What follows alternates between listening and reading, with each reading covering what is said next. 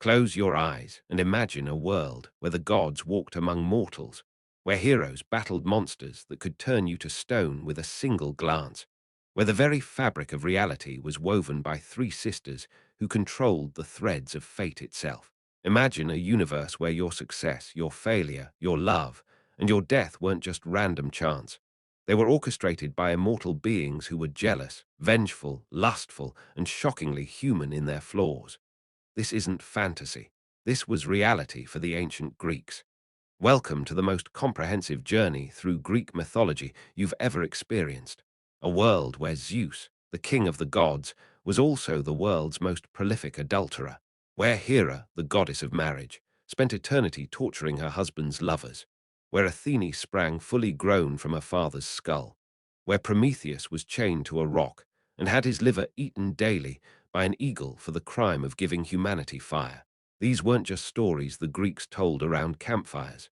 These were their explanations for why thunder roared across the sky, why crops failed, why some children were born gifted and others cursed, why earthquakes shattered cities, and why, despite humanity's best efforts, we can never escape our fate. Greek mythology is the foundation of Western literature, psychology, language, and thought. When we talk about someone's Achilles heel, we're invoking these myths. When we describe a challenging journey as Odyssey, we're channeling Homer. When psychologists diagnose an Oedipus complex or a narcissistic personality, they're drawing directly from Greek legends. But here's what most people don't understand. Greek mythology wasn't a single, coherent story written in one book by one author. It was a living, breathing, constantly evolving collection of regional tales, oral traditions, poetic interpretations, and religious beliefs spanning over 1,000 years. Homer's version contradicted Hesiod's version. The Athenians told different stories than the Spartans. The myths changed, adapted, grew, and transformed with each generation of storytellers. Today, we're going to explore it all, from the primordial chaos before creation to the twilight of the gods in the face of Christianity. We'll meet the Titans who ruled before the Olympians, the Olympian gods themselves with all their drama and dysfunction, the heroes who bridged the gap between mortal and divine, the monsters that haunted the ancient imagination, and the philosophical meanings hidden beneath the surface of these seemingly simple tales. By the end of this journey, you'll understand not just the stories themselves, but why they mattered then and why they still matter now. Let's begin at the very beginning, before Zeus, before the Titans, before even the earth itself existed, in the swirling, formless void the Greeks called chaos, before anything existed, before gods, before humans, before even the concept of time or space, there was chaos. Not chaos in the modern sense of disorder and confusion, but chaos as a primordial void, an infinite gap of nothingness where nothing could be defined, because nothing existed to define it against. From this chaos emerged the first beings, not created, not born, but simply manifested into existence by forces beyond comprehension. These were the protogen, the primordial gods, personifications of the fundamental aspects of reality itself. First came Gaia, the earth, not a goddess of the earth, but the earth personified as a conscious, divine being. She was the mother of all life, the foundation upon which everything else would be built, both literally and metaphorically. From chaos also emerged Tartarus, the deep abyss beneath even the underworld, a prison so far below the earth that an anvil would take 9 days to fall from Earth's surface to reach it. Tartarus was both a place and a deity, embodying the concept of the deepest depths and ultimate imprisonment. Then came Eros, not the cute cherub with arrows you see on Valentine's Day cards, but the primordial force of attraction and procreation, the fundamental cosmic principle that draws things together and allows creation to occur. Without Eros, the universe would remain static and lifeless, incapable of generating anything new. Erebus, the primordial darkness, emerged from the void, and with him came Nyx, the night, a goddess so ancient and powerful that even Zeus himself feared her. Nyx was attended by her countless children, personifications of all the dark forces of existence.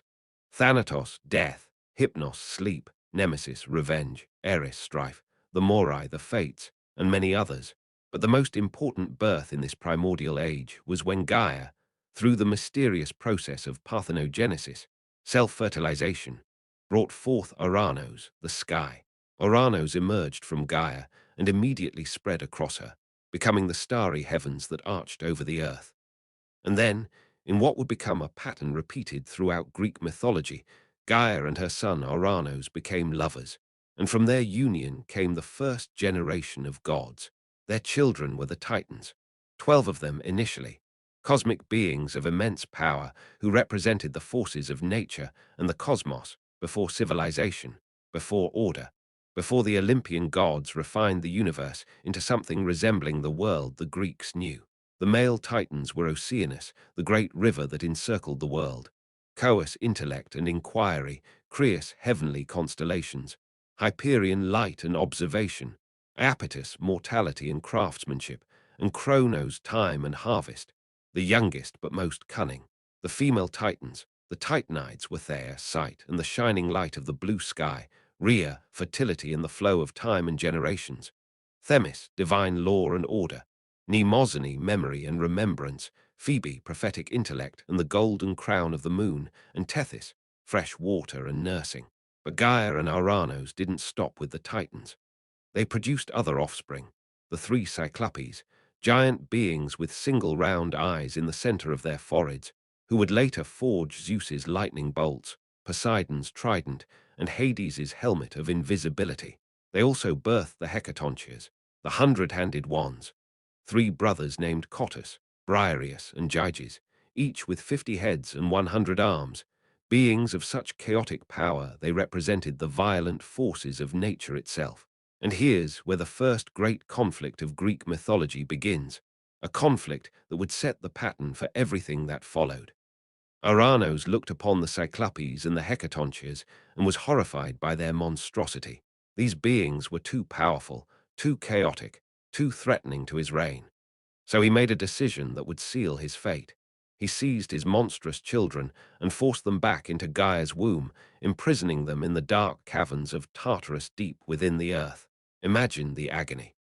Gaia, the Earth Mother, was forced to contain these enormous, powerful beings within herself, their writhing causing earthquakes, their cries creating the rumbling from beneath the ground.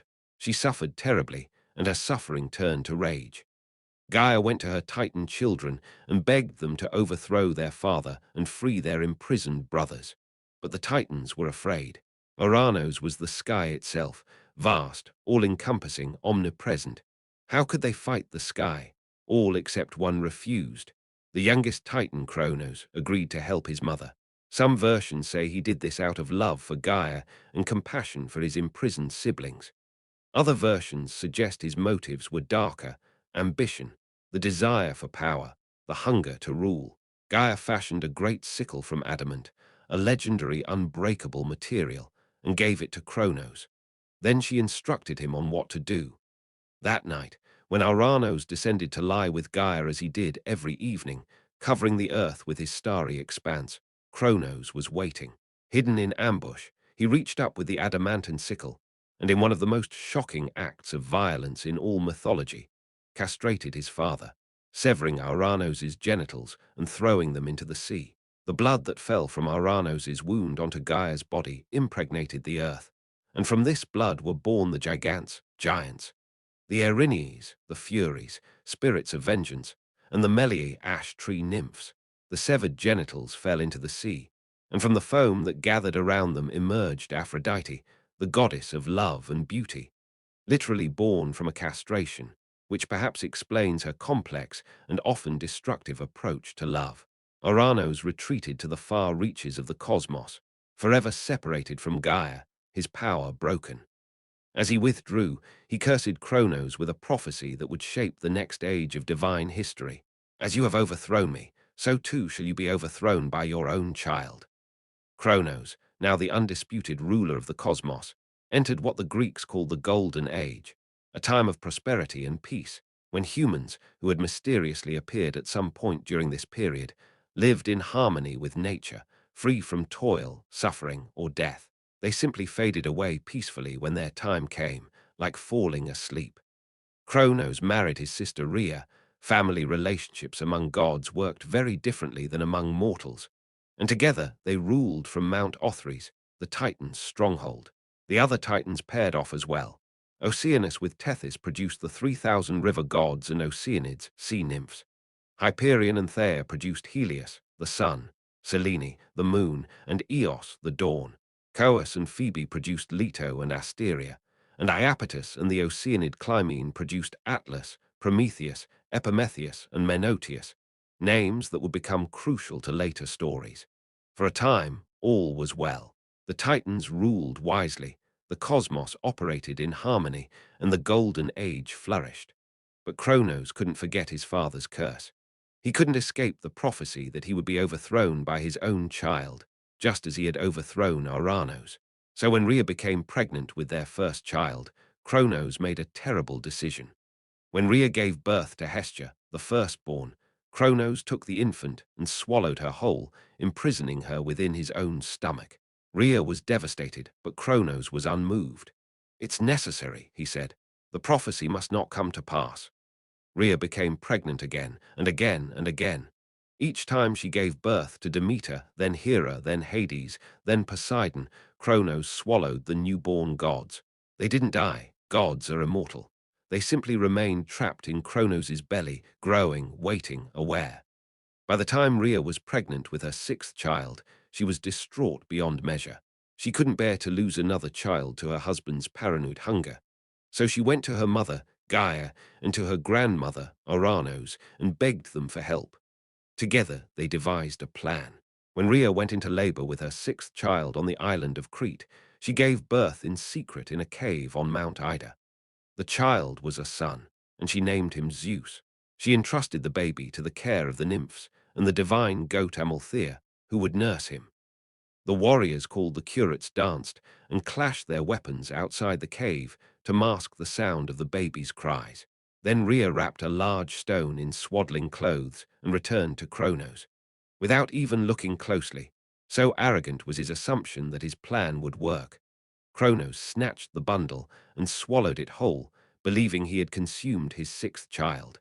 Zeus was safe. Hidden in Crete, nurtured by divine beings, the future king of the gods grew in secret, waiting for the day he would fulfill the prophecy his grandfather had uttered long ago. The stage was set for the greatest war the cosmos had ever seen. A war between the old gods and the new, between the Titans and the Olympians. A war that would reshape reality itself. Zeus grew to adulthood in secret on Crete, raised by nymphs and fed on honey and the milk of the divine goat Amalthea. The myths disagree on exactly how long this took.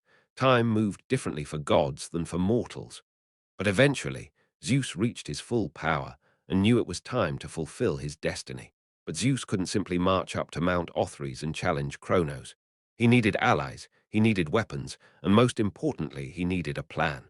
So Zeus sought out Metis, an Oceanid, a daughter of Oceanus and Tethys, whose name literally meant cunning or craft. She was the embodiment of wisdom and strategic thinking. Metis prepared a powerful mixture. Some sources say it was an emetic potion, others describe it as nectar or mustard mixed with wine, and gave it to Zeus with instructions. Zeus approached his father disguised as a cupbearer and served Kronos the drink. The effect was immediate and violent. Kronos vomited up everything he had swallowed, in reverse order. First came the stone that Rhea had substituted for Zeus. This stone would later be set up at Delphi as a sacred monument. Then came the five fully grown gods, Poseidon, Hades, Hera, Demeter, and Hestia. Imagine that moment.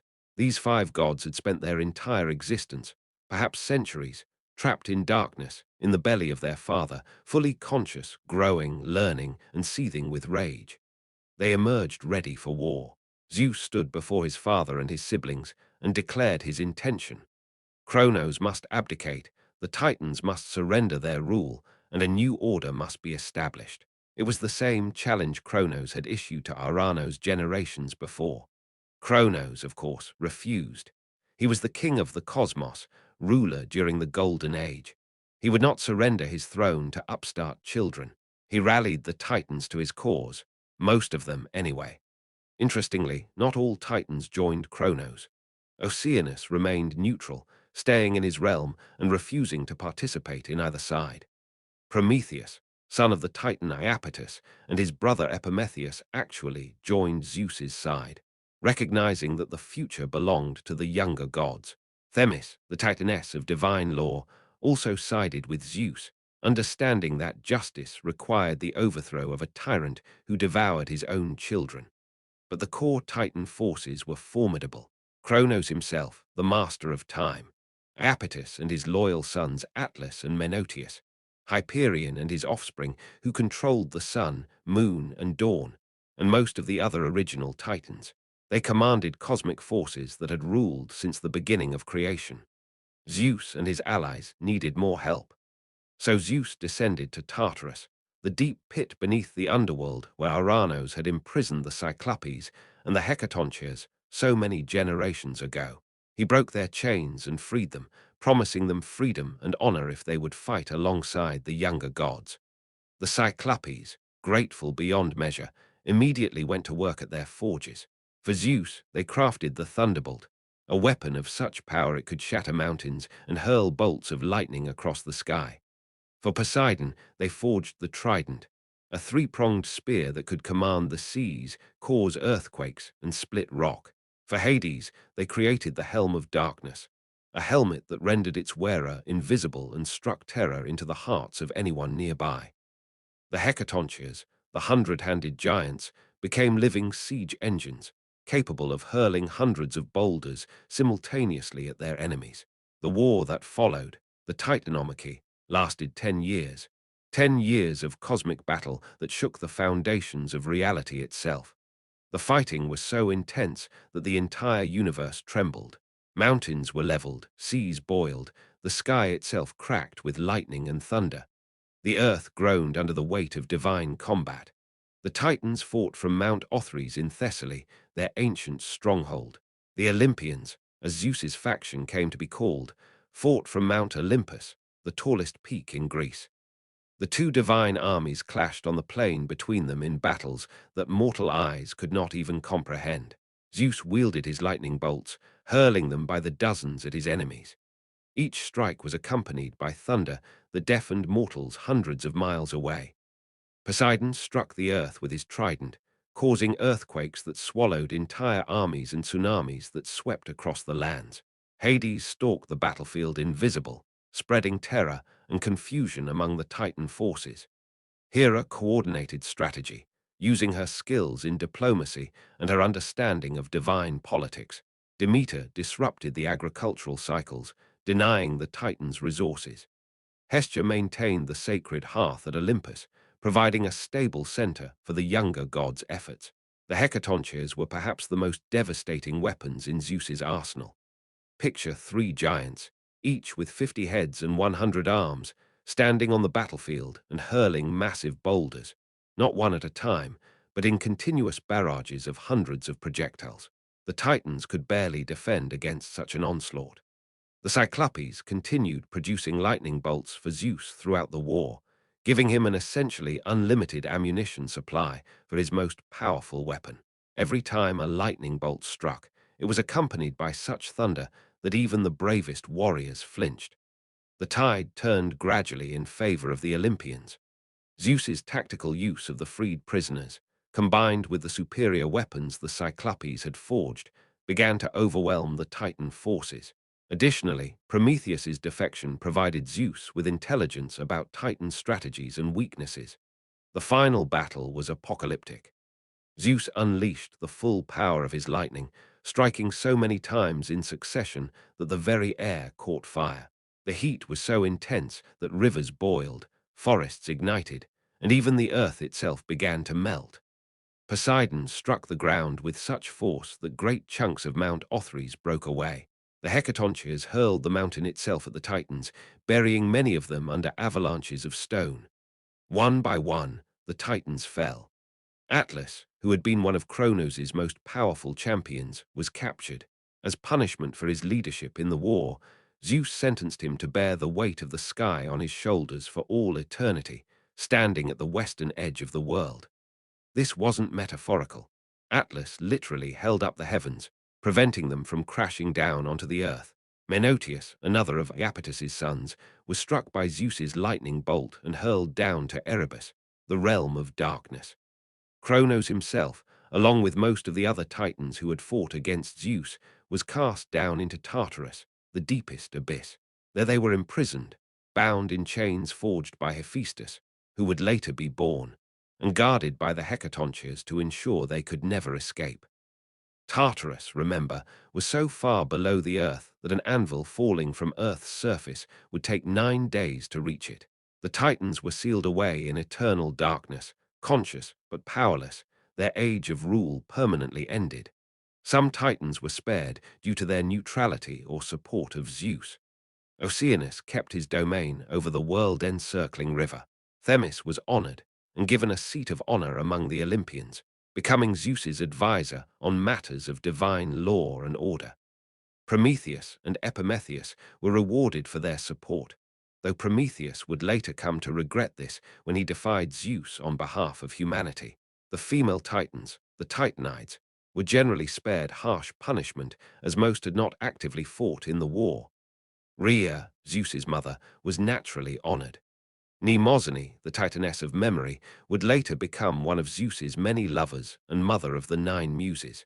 With the Titans defeated and imprisoned, Zeus stood as the undisputed ruler of the cosmos. But victory in war doesn't automatically translate to stable governance. Zeus and his siblings now had to decide how to divide the universe among themselves. They cast lots, a form of divine gambling, to determine who would rule what realm. Zeus won the sky and the heavens, becoming the king of the gods and the supreme ruler. Poseidon won the seas and all waters. Hades won the underworld, the realm of the dead. The earth and Mount Olympus were declared neutral territories, belonging to all the gods. Hestia chose to remain on Olympus as the keeper of the divine hearth, the sacred fire that represented home and family. Demeter took dominion over the harvest and the cycles of agriculture. Hera, as Zeus's wife, their marriage happened either just before or just after this division, became queen of the gods. The Olympian age had begun. The 12 major Olympian gods would eventually be established. Zeus, Hera, Poseidon, Demeter, Athene, Apollo, Artemis, Ares, Aphrodite, Hephaestus, Hermes, and either Hestia or Dionysus, depending on which tradition you follow. But Zeus's troubles were far from over. His reign faced 2 more immediate challenges that would test whether the Olympian order could truly maintain control over the cosmos. The first challenge came from Gaia herself, the Earth Mother, who had helped Cronos overthrow Uranos and had helped Zeus overthrow Cronos, now became alarmed at what she had created. Zeus had imprisoned her Titan children in Tartarus, just as Uranos had imprisoned the Cyclopes and Hecatoncheires.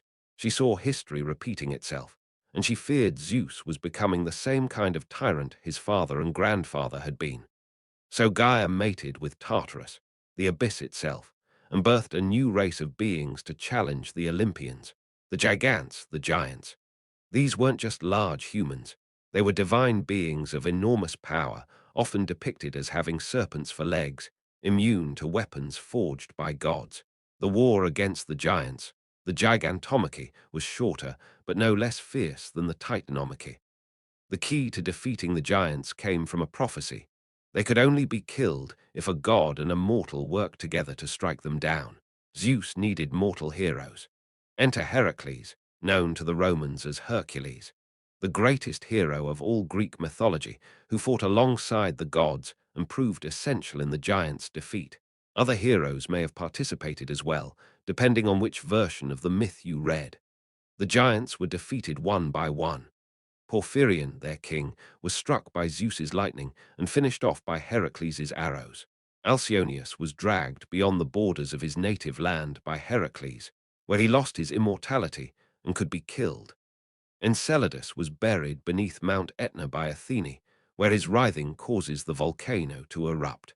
Polybotes was crushed beneath a chunk of the island of Kos, which Poseidon broke off and hurled at him. The defeat of the giants secured Zeus's rule, but one final challenge remained, and it was the most dangerous of all. Gaia, twice thwarted in her attempts to check Zeus's power, made one last effort. She mated with Tartarus again and produced her most terrifying child, Typhon, also called Typhus.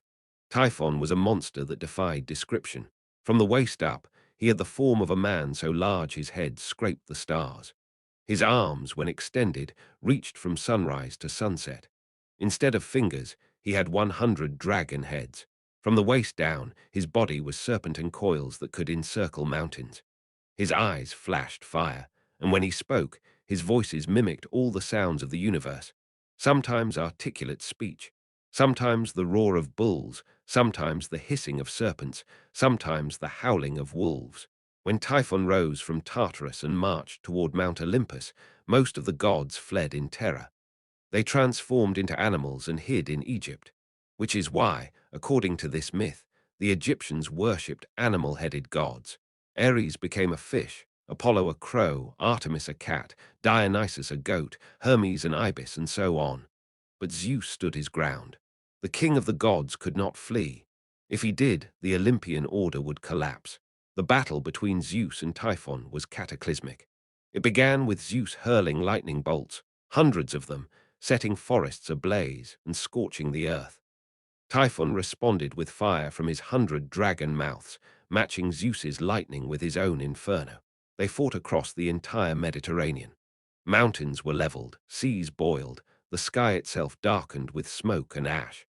At one point, Typhon managed to overcome Zeus, seizing him and cutting out the sinews from his arms and legs, the divine tendons that gave Zeus his strength. Typhon hid these in a cave, guarded by the dragon Delphine, leaving Zeus crippled and helpless. But Hermes and Aegipan, a divine companion of Pan, managed to sneak into the cave, steal back Zeus's sinews, and restore them to his body. Zeus recovered his strength and resumed the battle. Finally, Zeus managed to gain the upper hand. He hurled Mount Etna itself on top of Typhon, burying the monster beneath the volcano. Typhon was not dead. Gods and god-spawned monsters are immortal, but he was trapped.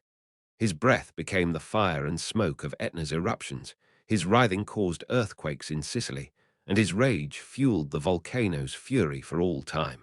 With Typhon defeated, Zeus's rule was finally secure. No more challenges arose from the primordial powers. The Olympian age was established beyond dispute, but ruling the cosmos proved to be almost as challenging as winning it had been. The gods were powerful, prideful, passionate, and prone to conflict among themselves. Their interactions with each other and with mortals would fill countless more stories. And that brings us to the next chapter of our journey. The Olympian gods themselves, their personalities, their domains, their relationships, and their endless drama. Mount Olympus, the highest peak in Greece, was more than just a mountain. It was the divine palace, the seat of power, the location where the 12 major gods, the Olympians, held council, feasted, and decided the fates of mortals and immortals alike. Let's meet them, not as abstract symbols or distant deities, but as the complex, flawed, passionate personalities the Greeks actually worshipped and feared. Zeus, king of the gods, Zeus, the sky father, wielder of the lightning bolt, ruler of gods and men. His symbols were the lightning bolt, the eagle, and the oak tree. He was the god of sky and weather, but more importantly, he was the god of justice, law, order, and fate. But here's what's rarely discussed. Zeus was also the most problematic god in the entire pantheon. Yes, he was wise.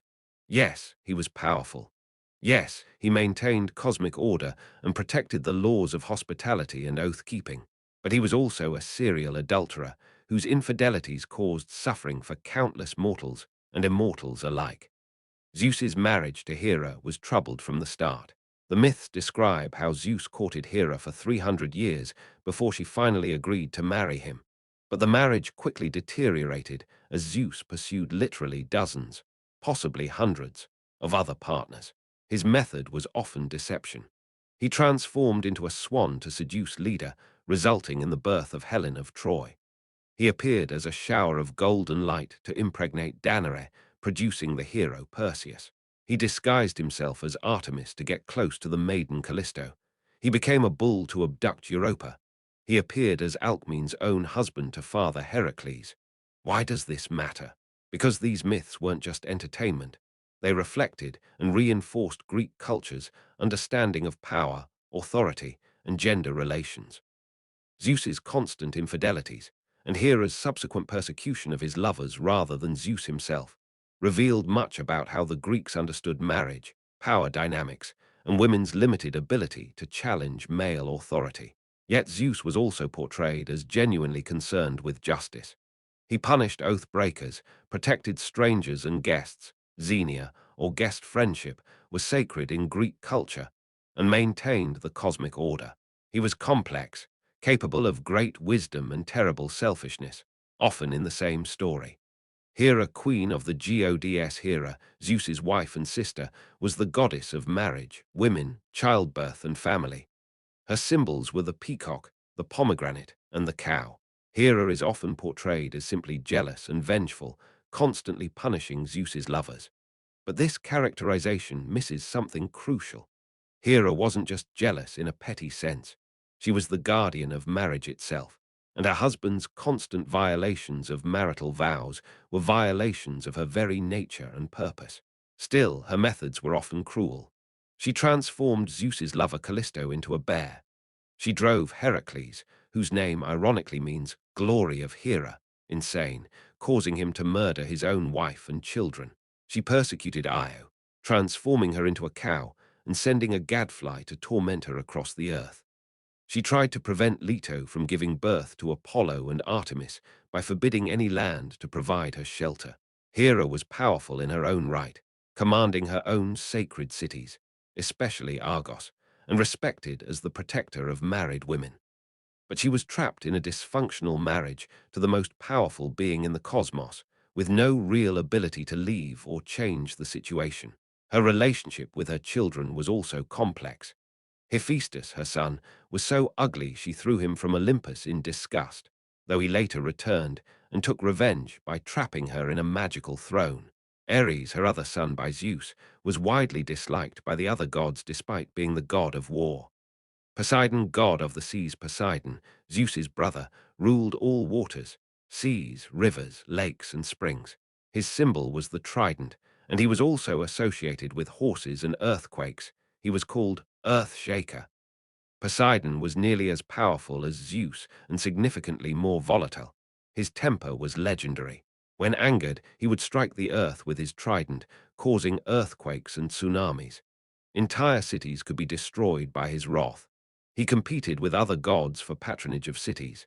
The most famous contest was with Athene for Athens. Poseidon struck a rock with his trident and produced a spring. Though being salt water, it was less useful, while Athene produced an olive tree. The Athenians chose Athene, and Poseidon flooded the surrounding plain in revenge.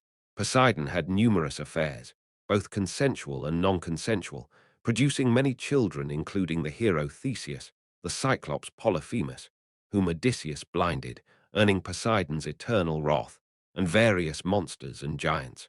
He lived in a palace beneath the Aegean Sea, made of coral and gems, where he kept his horses, some of which could run across the waves without getting wet. He traveled in a chariot drawn by hippocampi, creatures that were half horse, half fish, attended by dolphins, nereids, sea nymphs, and tritons, mermen.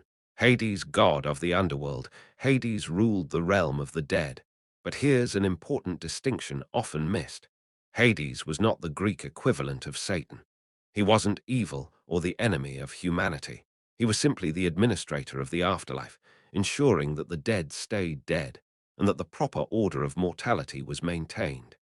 In fact, Hades rarely appears in myths compared to other gods, because he mostly stayed in his realm doing his job rather than interfering in mortal affairs. When he does appear, he's usually portrayed as stern but fair, enforcing the rules without particular cruelty. The most famous Hades myth involves his abduction of Persephone, daughter of Demeter. Hades fell in love with her, and with Zeus's permission, but without Persephone's or her mother's consent, abducted her to the underworld to be his wife. Demeter's grief caused winter. She stopped all plant growth while searching for her daughter. Eventually, a compromise was reached. Persephone would spend part of the year with Hades in the underworld and part with her mother in the world above. When Persephone was below, Demeter grieved and winter came. When she returned, spring arrived. This myth explained the seasons while also reflecting Greek anxieties about marriage, which involved a young woman leaving her mother's house to join her husband's, often with little say in the matter. Hades was also called Plauton, meaning wealthy one, because all the mineral wealth of the earth came from his underground realm. Romans later called him Pluto. Demeter, goddess of the harvest. Demeter was the goddess of agriculture, grain, bread, and the harvest. Her gift to humanity was farming, the knowledge of how to cultivate crops rather than relying on hunting and gathering. Her main myth, the abduction of Persephone, was central to one of the most important religious traditions in ancient Greece, the Eleusinian Mysteries. These secret rites, held at Eleusis near Athens, promised initiates a better afterlife and revealed secret knowledge about death and rebirth. What exactly happened in the Eleusinian Mysteries remains unknown. Initiates were sworn to secrecy under pain of death, and they kept that secret so well that we still don't know the details 2,000 years later. But we know it involved reenacting Demeter's search for Persephone, symbolic death and rebirth, and some form of revelation that provided profound comfort regarding mortality. Demeter taught humanity not just agriculture, but also the sacred laws of civilization.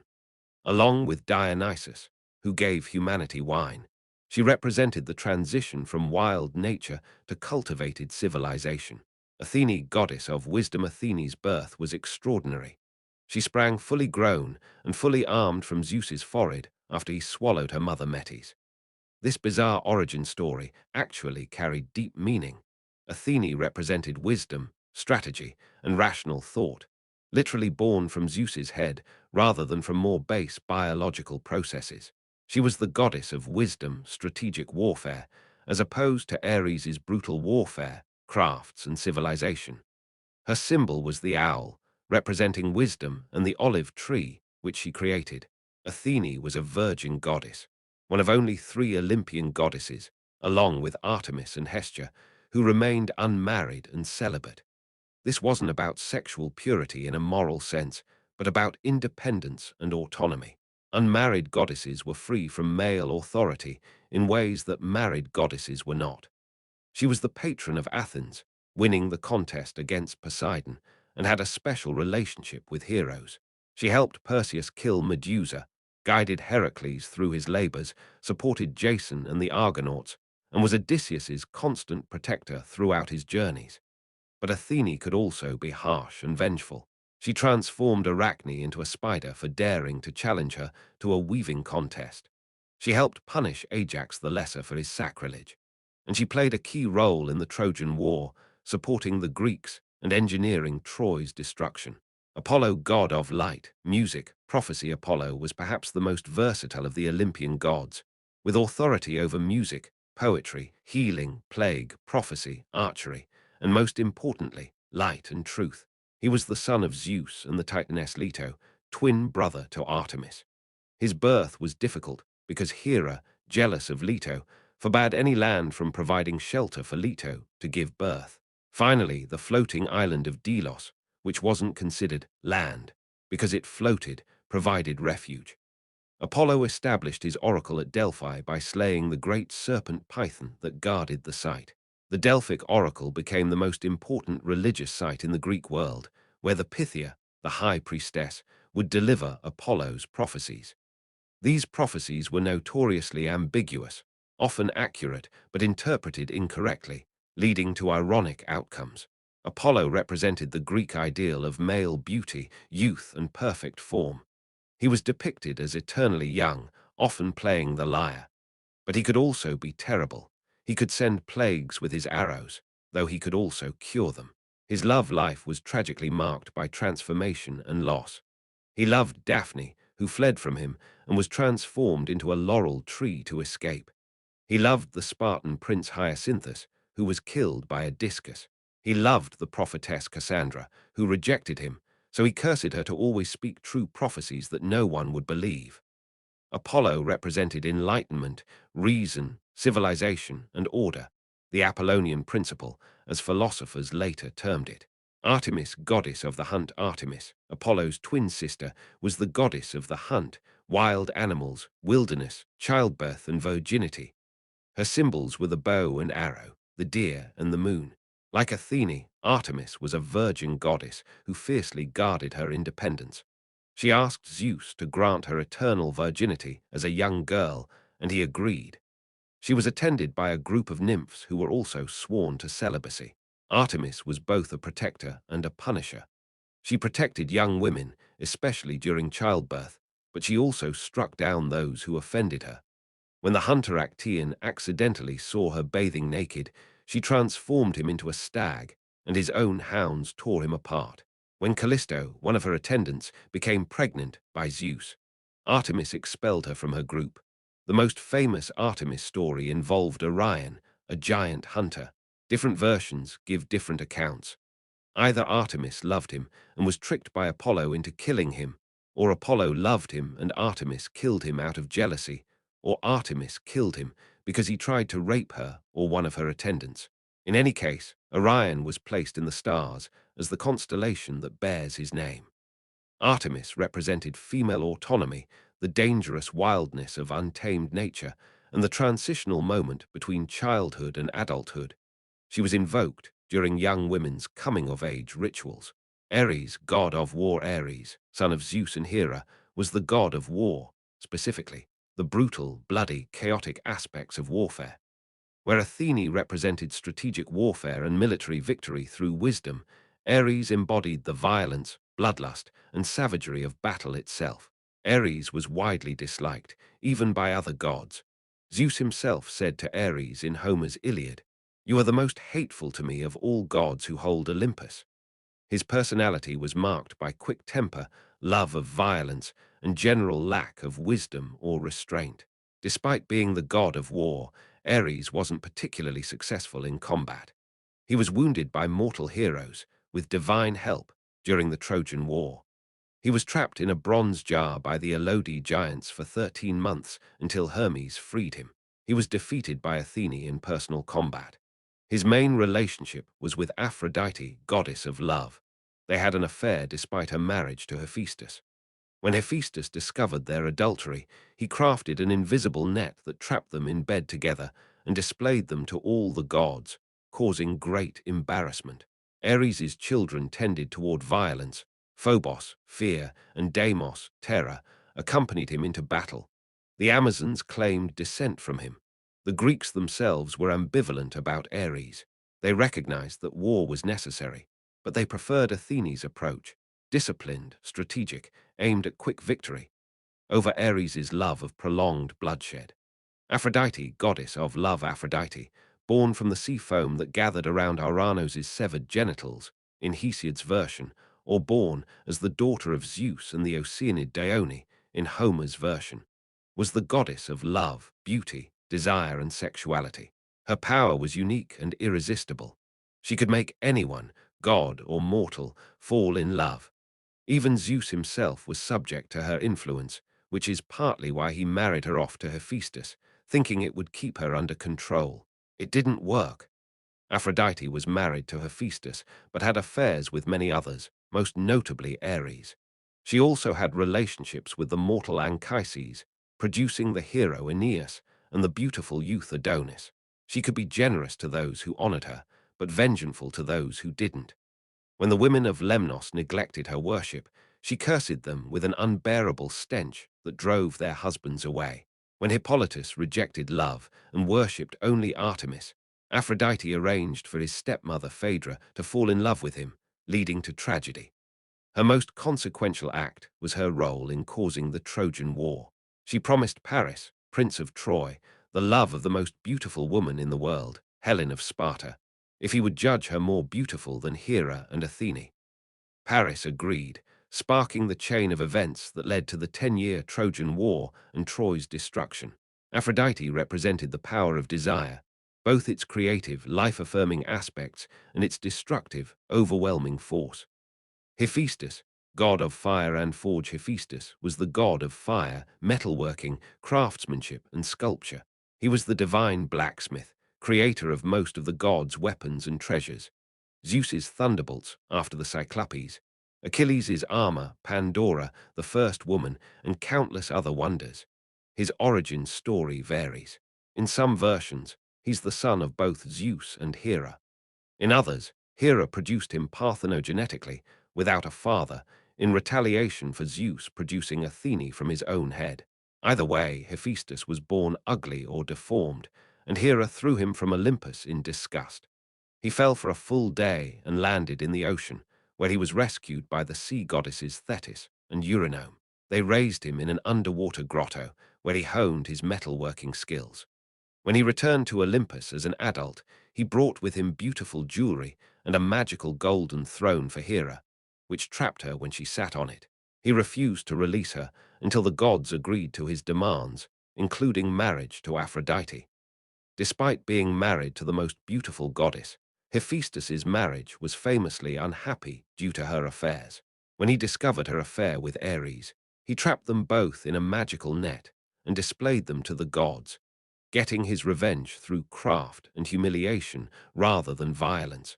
Hephaestus represents the transformative power of technology and craft, the idea that intelligence and skill can overcome physical disadvantage, and the creative potential of fire, which can destroy or forge.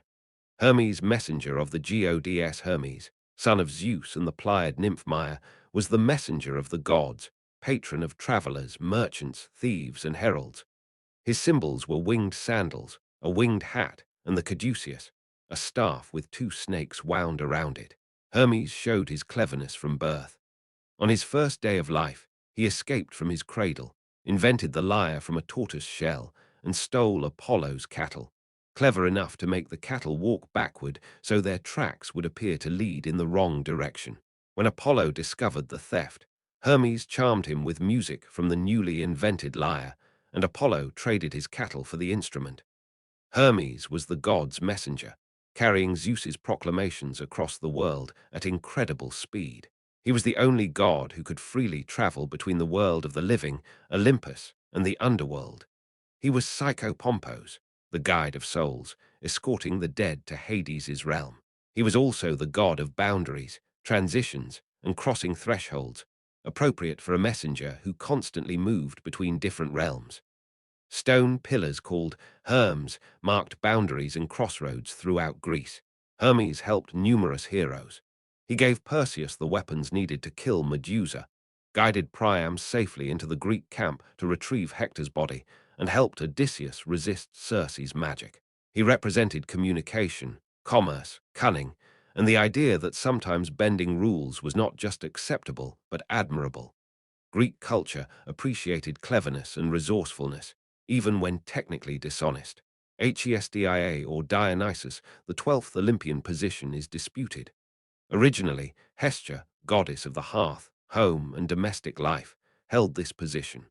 She was the eldest child of Cronos and Rhea, and she remained a virgin goddess like Athene and Artemis. Hestia represented the center of the home and civilization. Every hearth was sacred to her, and every meal began with an offering to Hestia. She was not depicted in myths as often as other gods because she stayed on Olympus, maintaining the sacred fire and embodying stability and permanence. Later traditions replaced Hestia with Dionysus, the god of wine, ecstasy, theater, and religious frenzy. Dionysus's story is complex. Born from Zeus's thigh after his mother Semele was destroyed by Zeus's divine radiance, he traveled the world teaching humanity viticulture and establishing his wild, ecstatic religious cult. Dionysus represented the irrational, the loss of self-control, intoxication, both literal and metaphorical, and the blurring of boundaries between civilization and savagery, human and animal, male and female. His followers, the Maenads, were women who abandoned their homes to dance in the mountains in wild ecstasy, and in myth they were dangerous, capable of tearing apart anyone who interfered with their worship. The question of whether Hestia or Dionysus was the 12th Olympian reflected Greek culture's tension between order/home, Hestia, and ecstasy/wildness, Dionysus, between the structured, rational Apollonian principle and the chaotic, emotional Dionysian principle. These 12 gods, with their virtues, flaws, loves, hatreds, and endless complicated relationships, formed the core of Greek religious life. They were worshipped in temples throughout the Greek world, honored with festivals and sacrifices, and invoked for everything from safe childbirth to military victory to success in athletic competitions. But the gods, for all their power, couldn't do everything themselves. They needed intermediaries, agents in the mortal world who could accomplish tasks too tedious or beneath divine dignity for gods to do directly. They needed heroes.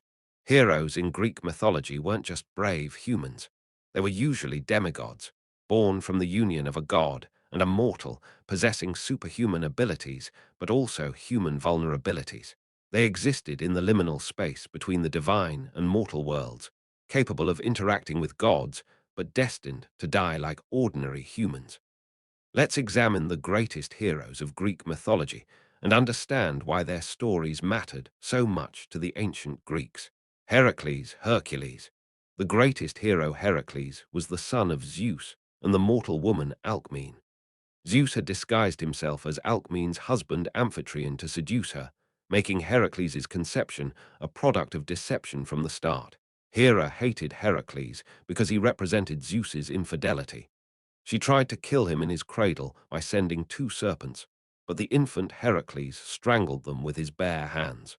Throughout his life, Hera would torment him, culminating in her driving him into a madness during which he murdered his wife Megara and their children. When Heracles recovered and realized what he'd done, he was devastated. He consulted the oracle at Delphi, which told him he must serve King Eurystheus of Mycenae for 12 years to atone for his crime. Eurystheus assigned Heracles 12 seemingly impossible tasks, the famous 12 labors. These labors took Heracles across the known world and even beyond. 1. Slay the Nemean lion, whose hide was impervious to weapons. Heracles strangled it with his bare hands and thereafter wore its skin as armor. 2. Kill the Lernaean hydra, a serpent with multiple heads that grew back when cut off. With his nephew Iolaus's help, Heracles cauterized each neck as he cut the heads off, preventing regrowth. 3. Capture the golden hind of Artemis, a sacred deer. Heracles pursued it for a full year before capturing it alive without harming it. 4.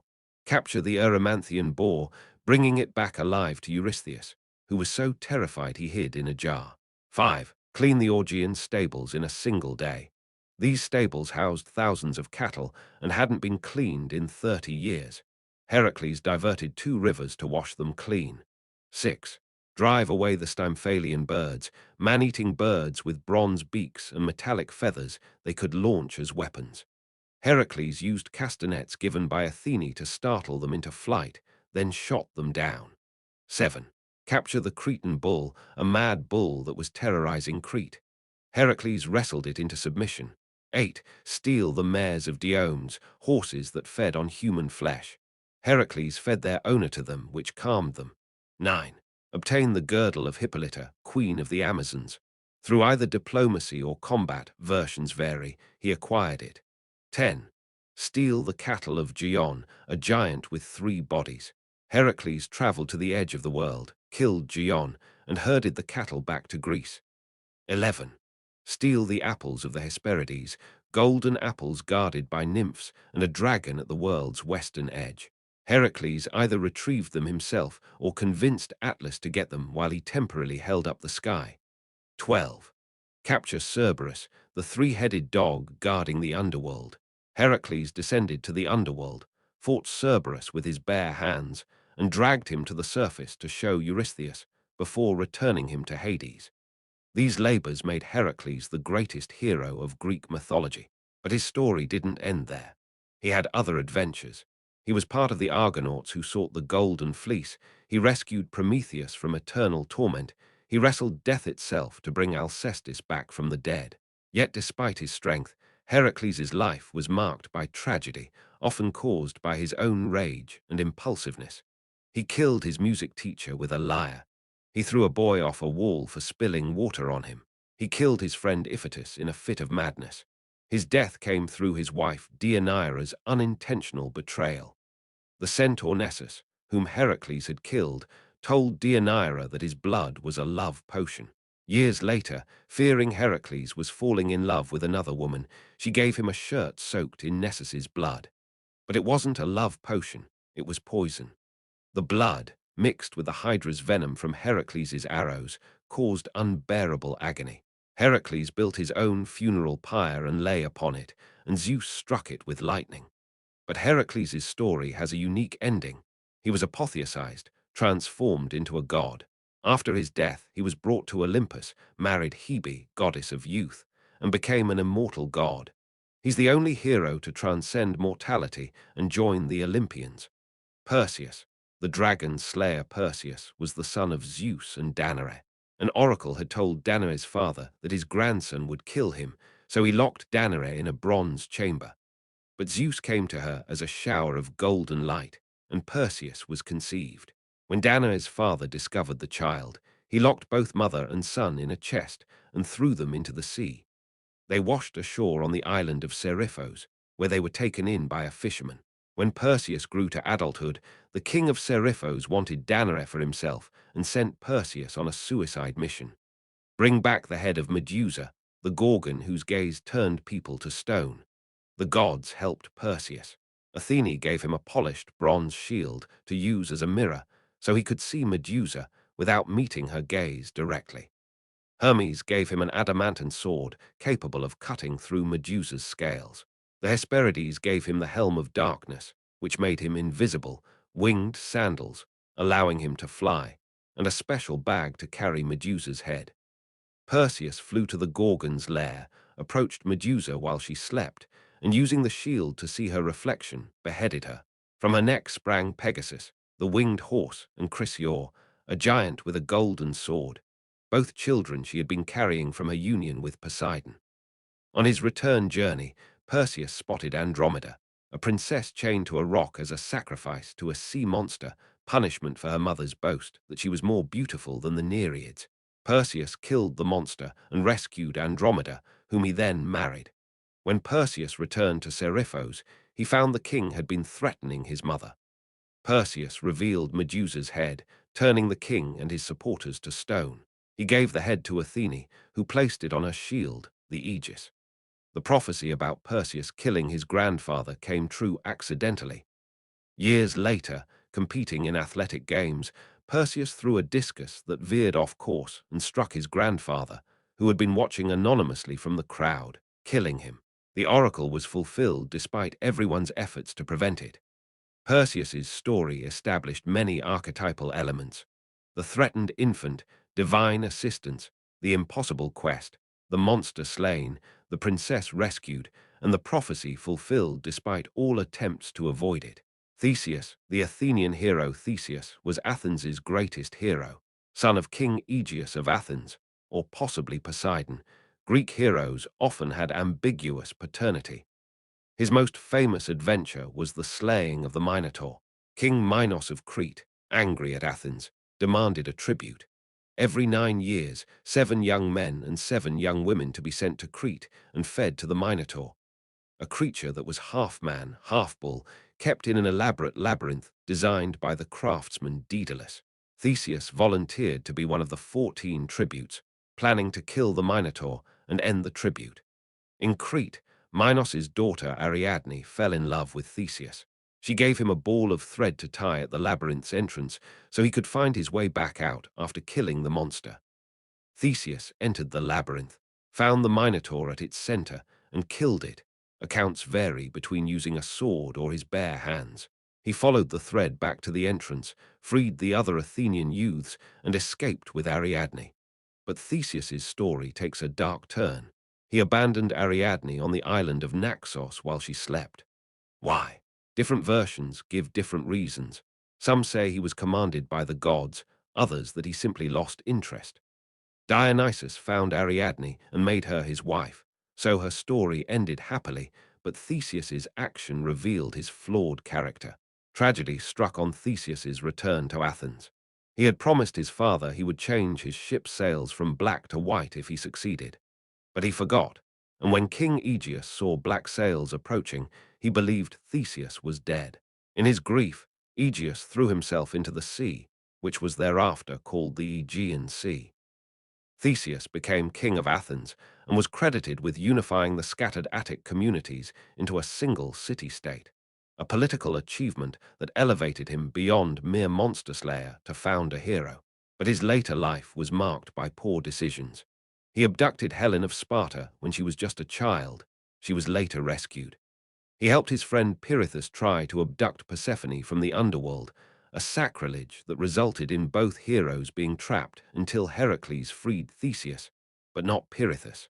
Theseus eventually died in exile, pushed off a cliff by King Lycomedes. His story reflected Athens' self-image. Civilizing, rational, democratic, Theseus was said to have established democratic principles, but also capable of overreach and hubris. Jason and the Argonauts. The quest for the Golden Fleece. Jason's story is one of a quest, perhaps the archetypal quest narrative in Western literature. Jason was the rightful heir to the throne of Iolcus, but his uncle Peleus had usurped it. When Jason came of age and demanded his kingdom back, Peleus sent him on an impossible mission: retrieve the Golden Fleece from Colchis at the far end of the Black Sea.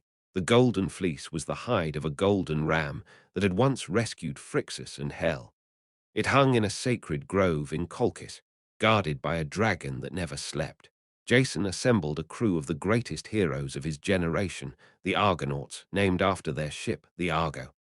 The crew included Heracles, Orpheus, the legendary musician, Castor and Polydeuces, the Dioscuri twins, Atalanta, one of the few female heroes, and many others. Their journey involved numerous adventures. They visited the island of Lemnos, inhabited only by women, passed through the clashing rocks, the Symplegades, which crushed ships passing between them, and encountered various monsters and challenges. At Colchis, King Aeetes agreed to give Jason the fleece, if Jason could complete impossible tasks, yoking fire-breathing bulls, ploughing a field with them, and sowing dragon's teeth that would sprout into armed warriors. Aphrodite intervened, causing Aeetes' daughter Medea, a powerful sorceress, to fall in love with Jason. Medea provided magical help, a potion to protect Jason from the bull's fire, advice on how to defeat the warriors, throw a rock among them so they'd fight each other, and a potion to put the sleepless dragon to sleep. Jason succeeded, took the fleece, and fled with Medea. In the most horrific part of the story, when Medea's father pursued them, Medea killed her own brother Absyrtus, dismembered his body, and threw the pieces overboard, forcing her father to stop and collect them for proper burial. Jason and Medea married, and Jason eventually became king of Iolcus. But years later, Jason abandoned Medea to marry a younger princess. Medea's revenge was terrible. She killed Jason's new bride with a poisoned dress, and in the most shocking act of vengeance in all Greek mythology, she killed her own children by Jason to cause him maximum pain. Jason died alone years later, when a piece of the rotting Argo fell on him while he sat reminiscing beneath it. His story demonstrated that heroic success means nothing without honor, and that betrayal brings terrible consequences. Achilles, the perfect warrior Achilles, son of the mortal Peleus and the sea goddess Thetis, was the greatest warrior of his generation, the central hero of Homer's Iliad. When Achilles was an infant, his mother tried to make him immortal by dipping him in the river Styx, the river of the underworld. But she held him by the heel, which remained dry, his one vulnerable spot, giving us the term Achilles' heel. A prophecy stated that Achilles could choose between two fates: a long, comfortable life without glory, or a short life filled with eternal fame. Achilles chose glory. When the Trojan War began, Thetis knew her son would die if he went, so she disguised him as a girl and hid him among the daughters of King Lycomedes. But Odysseus discovered him through a trick. He offered the women jewelry and weapons, and Achilles instinctively reached for the weapons, revealing himself. At Troy, Achilles was unstoppable. He killed countless Trojans, including Hector, Troy's greatest hero. But Achilles' character was marked by excessive pride and rage. When Agamemnon, the Greek commander, took Achilles' war prize, a woman named Briseis, Achilles withdrew from battle in anger, refusing to fight. Without Achilles, the Greeks suffered terrible losses. Achilles' closest companion, Patroclus, borrowed Achilles' armor, and entered battle to rally the Greeks, but he was killed by Hector. Achilles' grief and rage knew no bounds. He returned to battle, killed Hector in single combat, and then desecrated Hector's corpse by dragging it behind his chariot around Troy's walls for 12 days, an act that horrified even his fellow Greeks, for it violated every code of honor. Eventually, guided by the gods, Hector's father, King Priam, came to Achilles' tent to beg for his son's body. In one of the most moving scenes in all literature, the two enemies wept together, Priam for his dead son, Achilles for his own dead father, whom he would never see again. Achilles relented and returned Hector's body. Shortly after, Achilles was killed by an arrow shot by Paris, guided by Apollo, that struck his vulnerable heel. His death fulfilled the prophecy, short life, eternal fame. Odysseus, the clever hero Odysseus, king of Ithaca, was the hero defined not by strength, but by intelligence, cunning, and endurance. His story is told in Homer's Odyssey. During the Trojan War, Odysseus was the strategist who conceived the Trojan horse, the wooden horse that the Greeks left as a supposed offering before pretending to sail away, while actually hiding warriors inside. The Trojans brought the horse into their city, and that night the Greeks emerged and opened the gates for their army, leading to Troy's fall. But Odysseus's journey home took 10 years, as long as the war itself. He faced countless obstacles. The Lotus Eaters, whose lotus fruit made his men forget their homes, Polyphemus the Cyclops, whom Odysseus blinded, earning Poseidon's wrath, Circe, the sorceress who turned his men into pigs, the Sirens, whose song lured sailors to their deaths, Scylla and Charybdis, two monsters guarding a narrow, straight the island of the sun god's cattle, which his men slaughtered despite warnings, dooming them Calypso, a nymph who held him captive for 7 years, offering immortality if he'd stay. All of Odysseus's men died during the journey. He arrived home alone, disguised as a beggar. He found his palace overrun with suitors who believed him dead and were courting his wife Penelope, consuming his wealth. Penelope had remained faithful, delaying the suitors by claiming she had to finish weaving a shroud before she could remarry, but she unraveled her work each night. When Odysseus returned, only his old dog Argos recognized him. Odysseus revealed himself by stringing his great bow, a feat none of the suitors could accomplish, and then slaughtered them all in a bloodbath in his own hall. Odysseus's story explores themes of homecoming, identity, loyalty, and the question of what home even means after so long away. Is Odysseus still the same man? Is Ithaca still his home? These heroes, Heracles, Perseus, Theseus, Jason, Achilles, Odysseus, and dozens of others, provided the Greeks with models of virtue and warnings about vice, explanations for place names and local customs, and endless entertainment. But heroes couldn't exist without opposition. Every quest requires obstacles, every warrior needs enemies, every triumph demands a challenge. The heroes needed monsters. Greek monsters weren't random creations meant to terrify children. They were symbolic representations of humanity's deepest fears, nature's uncontrollable forces, and the chaos that existed at civilization's borders. Every monster embodied something, a psychological truth, a natural phenomenon, or a moral lesson. Let's journey into the shadows and meet the creatures that haunted the Greek imagination. Medusa, the Gorgon Medusa, is perhaps the most famous monster in all mythology, but her story is far more complex than most people realize. She wasn't born a monster, she was transformed into one. In the earliest versions, Medusa was simply one of 3 Gorgon sisters, Athena, Uriel, and Medusa, daughters of the ancient sea gods Phorcys and Ceto. Athena and Uriel were immortal, but Medusa was mortal, which made her the vulnerable target when Perseus came hunting. But later versions, particularly in Ovid's Metamorphoses, give Medusa a tragic backstory. She was once a beautiful maiden, a priestess in Athene's temple. Poseidon desired her and raped her in Athene's sacred temple, a violation of the sanctuary and an insult to the goddess. And here's where the story becomes deeply problematic by modern standards. Athene punished not Poseidon, but Medusa. The goddess transformed the victim into a monster. Her beautiful hair became a mass of living, venomous serpents, Her lovely face became so hideous that anyone who looked directly at it turned instantly to stone, and her hands became bronze claws. Why? Some interpretations suggest Athene was protecting Medusa in the only way she could, by making her so terrifying that no man would ever assault her again. Others see it as simple victim blaming, reflecting the harsh realities of ancient Greek society where women bore the shame of sexual violence regardless of consent. Medusa's appearance was the stuff of nightmares. Serpentine hair that hissed and writhed constantly, glowing eyes, bronze hands with razor-sharp claws, sometimes depicted with a beard, making her a grotesque fusion of masculine and feminine, a lolling tongue, and tusks like a boar. Just the sight of her face meant instant death through petrification. She lived with her immortal sisters in the far west, beyond the edge of the civilized world, in a landscape littered with the stone statues of heroes who had tried and failed to kill her, until Perseus came with his mirrored shield, winged sandals, and divine assistance. Even after her death, Medusa's power remained.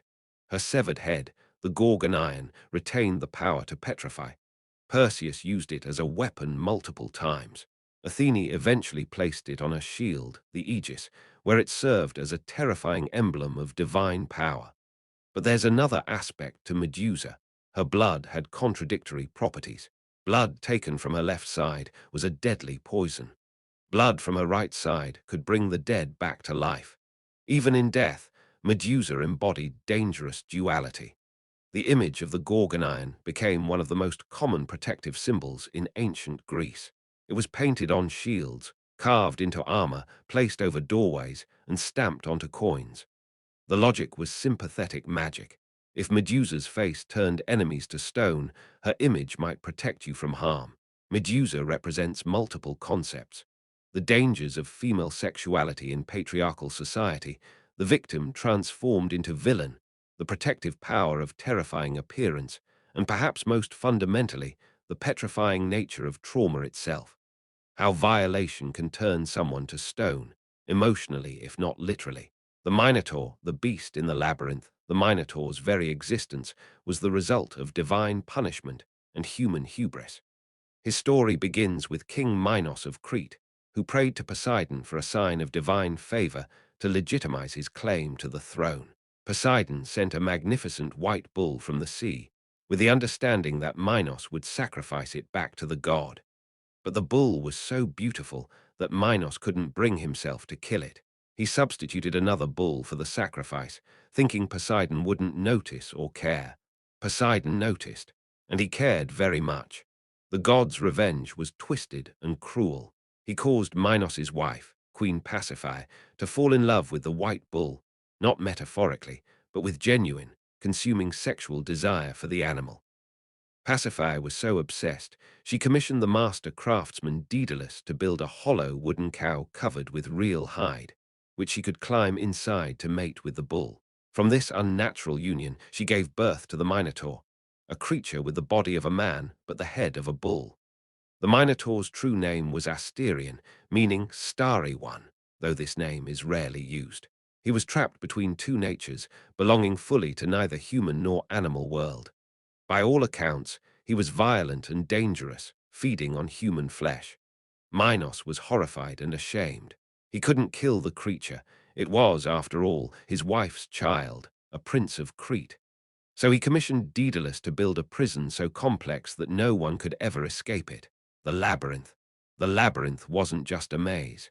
It was an architectural impossibility, a structure with constantly shifting passages, loops that led back to themselves, and corridors that seemed to extend in impossible directions. At its center, in the deepest chamber, the Minotaur was imprisoned, fed on the tribute of Athenian youths every 9 years. Think about what the Minotaur represents. The consequences of defying the gods, the shame of a family secret, the beast within civilization, the human capacity for cruelty, feeding children to a monster, and perhaps most profoundly, the innocent victim of others' sins.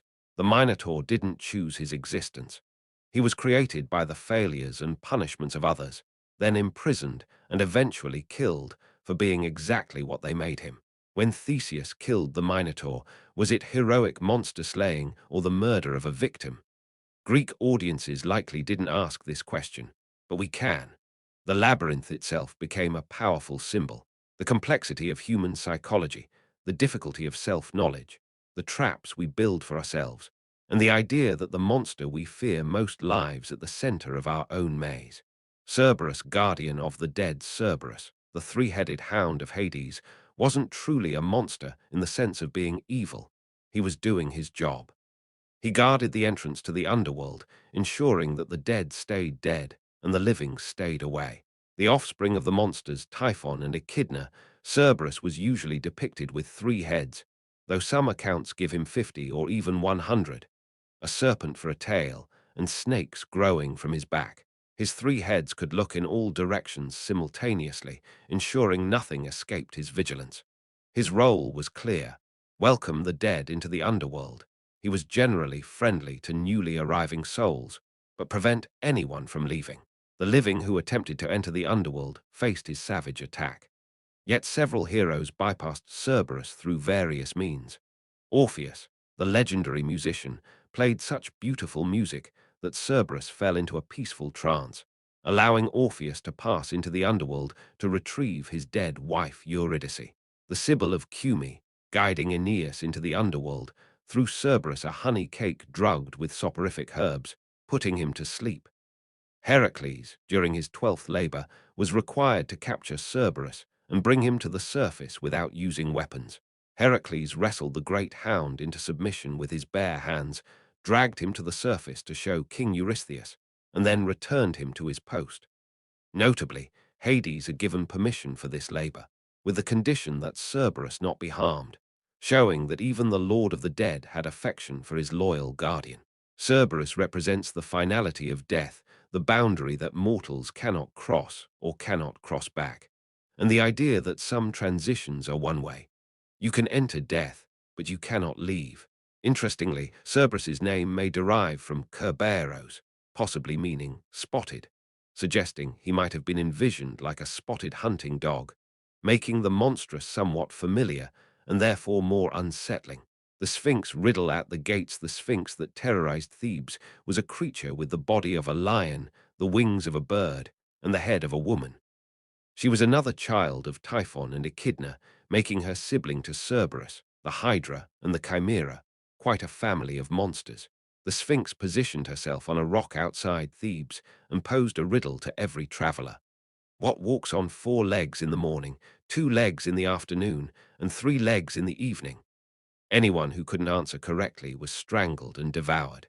The Sphinx terrorized Thebes until the clever Oedipus arrived and answered correctly. Man, who crawls as a baby, walks upright as an adult, and uses a cane in old age. Defeated by having her riddle solved, the Sphinx threw herself from her rock and died. In some versions, Oedipus killed her, but the Sphinx represents something more subtle than other monsters. She embodied the riddle itself, the puzzle that guards transformation, the challenge of self-knowledge. The answer to her riddle is literally, man, know thyself, and the death that comes from ignorance. The irony of Oedipus solving the Sphinx's riddle, but failing to solve the riddle of his own identity, that he had killed his father and married his mother, adds depth to the myth. He could answer abstract questions about humanity, but couldn't see the truth about himself. The Hydra, the multiplying threat. The Lernaean Hydra was a serpent-in-water monster with multiple heads. Sources vary from 5 to 9 to 100. It lived in the swamps near Lerna, poisoning the water and terrorizing the region. The Hydra's most terrifying feature wasn't just its multiple heads or venomous breath, it was its regeneration. When one head was cut off, 2 grew back in its place. The middle head was immortal and couldn't be killed by any means. Heracles faced the Hydra as his second labor. His initial attempts to kill it failed. Every time he cut off a head, 2 more sprouted from the stump. He was making the monster stronger with each attack. Success required changing strategy. Heracles brought his nephew Iolaus, who cauterized each neck stump with a torch immediately after Heracles severed the head, preventing regeneration. For the immortal head, Heracles buried it under a massive rock. Then Heracles dipped his arrows in the Hydra's blood, making them incurably poisonous. These arrows would later cause multiple deaths in mythology, including Heracles' own death when the Hydra's venom was unknowingly used against him. The Hydra represents problems that multiply when attacked conventionally, challenges that require innovative thinking rather than brute force, and the idea that some threats can be managed but never completely eliminated. The immortal head lived on, buried but not destroyed. Scylla and Charybdis. The impossible choice Scylla and Charybdis guarded the Strait of Messina, creating an impossible choice for sailors. Risk one monster or the other, but you cannot avoid both. Scylla had originally been a beautiful nymph, transformed into a monster by Circe out of jealousy. Circe loved Glaucus, who loved Scylla. She became a creature with 6 long necks, each ending in a grotesque head with triple rows of teeth. From the waist down, she had 12 tentacle-like dog legs, and around her waist, 6 dog heads barked constantly. She lived in a cave on one side of the strait, and whenever a ship passed, each of her 6 heads would dart down and snatch a sailor, devouring them alive. On the opposite side of the strait lurked Charybdis, once a naiad who had been transformed into a monster by Zeus as punishment for stealing Heracles' cattle. 3 times a day, Charybdis created a massive whirlpool by swallowing huge quantities of water, then vomiting it back up. Any ship caught in the whirlpool was dragged down to destruction. Sailors had to choose: stay close to Scylla and sacrifice 6 men, or risk Charybdis and potentially lose the entire ship and crew. Odysseus chose Scylla, reasoning that losing 6 men was better than losing everyone. As he passed, Scylla's head struck, and he watched helplessly as 6 of his best men were snatched and devoured, screaming his name as they died, a moment he later described as the most heartbreaking sight of his entire journey. The phrase "between Scylla and Charybdis" entered language as meaning an impossible choice between 2 dangers, what we now call between a rock and a hard place. These monsters represent the no-win scenarios of life, the moments when every choice leads to loss, and the burden of leadership. Odysseus had to make the choice that would sacrifice some to save others. The Chimera, the composite nightmare. The Chimera was a hybrid monster, part lion, part goat, part serpent. Different accounts describe the configuration differently, but most commonly, the body of a lion, a goat's head rising from its back, and a serpent for a tail. It breathed fire, making it nearly impossible to approach. The Chimera terrorized Lycia until the hero, Bellerophon, riding the winged horse Pegasus, killed it from above, beyond the reach of its flames and claws. In some versions, Bellerophon attached a lump of lead to his spear and thrust it into the Chimera's mouth. The monster's fiery breath melted the lead, which ran down its throat and killed it from within. The Chimera represents composite fears, multiple threats combined into a single terror, and also the idea of unnatural combination, the violation of natural categories. It shouldn't exist, yet it does, making it deeply unsettling. The word chimera entered language to mean an impossible fantasy or an illusion, something that seems real but cannot be. Sirens. The deadly song. The sirens were originally depicted as bird women, creatures with women's heads and birds' bodies, though later artistic traditions portrayed them as mermaids. They lived on rocky islands and sang with voices so beautiful that sailors couldn't resist steering toward them, leading to shipwreck on the rocks. But the sirens weren't just singing pretty melodies. According to Homer, they sang of knowledge. They claimed to know everything that had happened in the Trojan War and everything that happens on Earth. Their song promised wisdom and understanding, making their lure intellectual as well as aesthetic. Odysseus desperately wanted to hear the siren's song, but knew it would doom him. So he ordered his men to plug their ears with beeswax and tie him to the mast of his ship, with instructions not to release him no matter how much he begged. As they sailed past the Sirens' Island, Odysseus heard their song and struggled frantically against his bonds, screaming to be released, but his men, who couldn't hear him or the sirens, kept rowing. Later, the Argonauts passed the Sirens' Island, but Orpheus played his lyre so beautifully that it drowned out the sirens' song, rendering them powerless. Defeated twice, once by cleverness, once by superior artistry, the sirens threw themselves into the sea and drowned. Even monsters could die of shame and failure. The sirens represent the deadly allure of knowledge. beauty, or pleasure that destroys those who pursue it too single-mindedly. They're the temptation to abandon duty and responsibility for immediate gratification. Typhon, the father of all monsters, we discussed Typhon's battle with Zeus earlier, but let's examine him as a monster more closely. Typhon was the largest and most powerful of all monsters, so massive that his head brushed the stars, so wide that his outstretched arms could span the distance from sunrise to sunset. From the thighs down, he was nothing but massive coiled serpents. He had 100 dragon heads growing from his shoulders, each speaking in a different voice, sometimes words, sometimes animal sounds, sometimes terrible inhuman noises. Fire flashed from his eyes, and lava dripped from his mouths. Typhon mated with Echidna, a creature that was half beautiful woman and half serpent, and together they produced most of the famous monsters: Cerberus, the Hydra, the Chimera, the Sphinx, the Nemean lion, and others depending on which source you read. Typhon represents the ultimate chaos, the primordial disorder that threatens to undo all civilization, the nightmare made flesh. He is what the gods fought against when they established cosmic order. His defeat and imprisonment under Mount Etna represents the ongoing containment of chaos. It's not destroyed, just controlled, and it still rumbles and erupts periodically, reminding humanity that order is fragile and chaos is never truly gone. Echidna, the mother of all monsters. Echidna was Typhon's mate and the mother of monsters. She was immortal, ageless, and described as half nymph with glancing eyes and fair cheeks, and half a monstrous serpent. She lived in a cave in Arima, location disputed, where she devoured any who passed. She was eventually killed while sleeping by Argus Panops, the 100-eyed giant who served Hera. As the mother of monsters, Echidna represents the generative power of chaos, the idea that disorder can reproduce and create new threats, and the feminine principle of creation turned monstrous.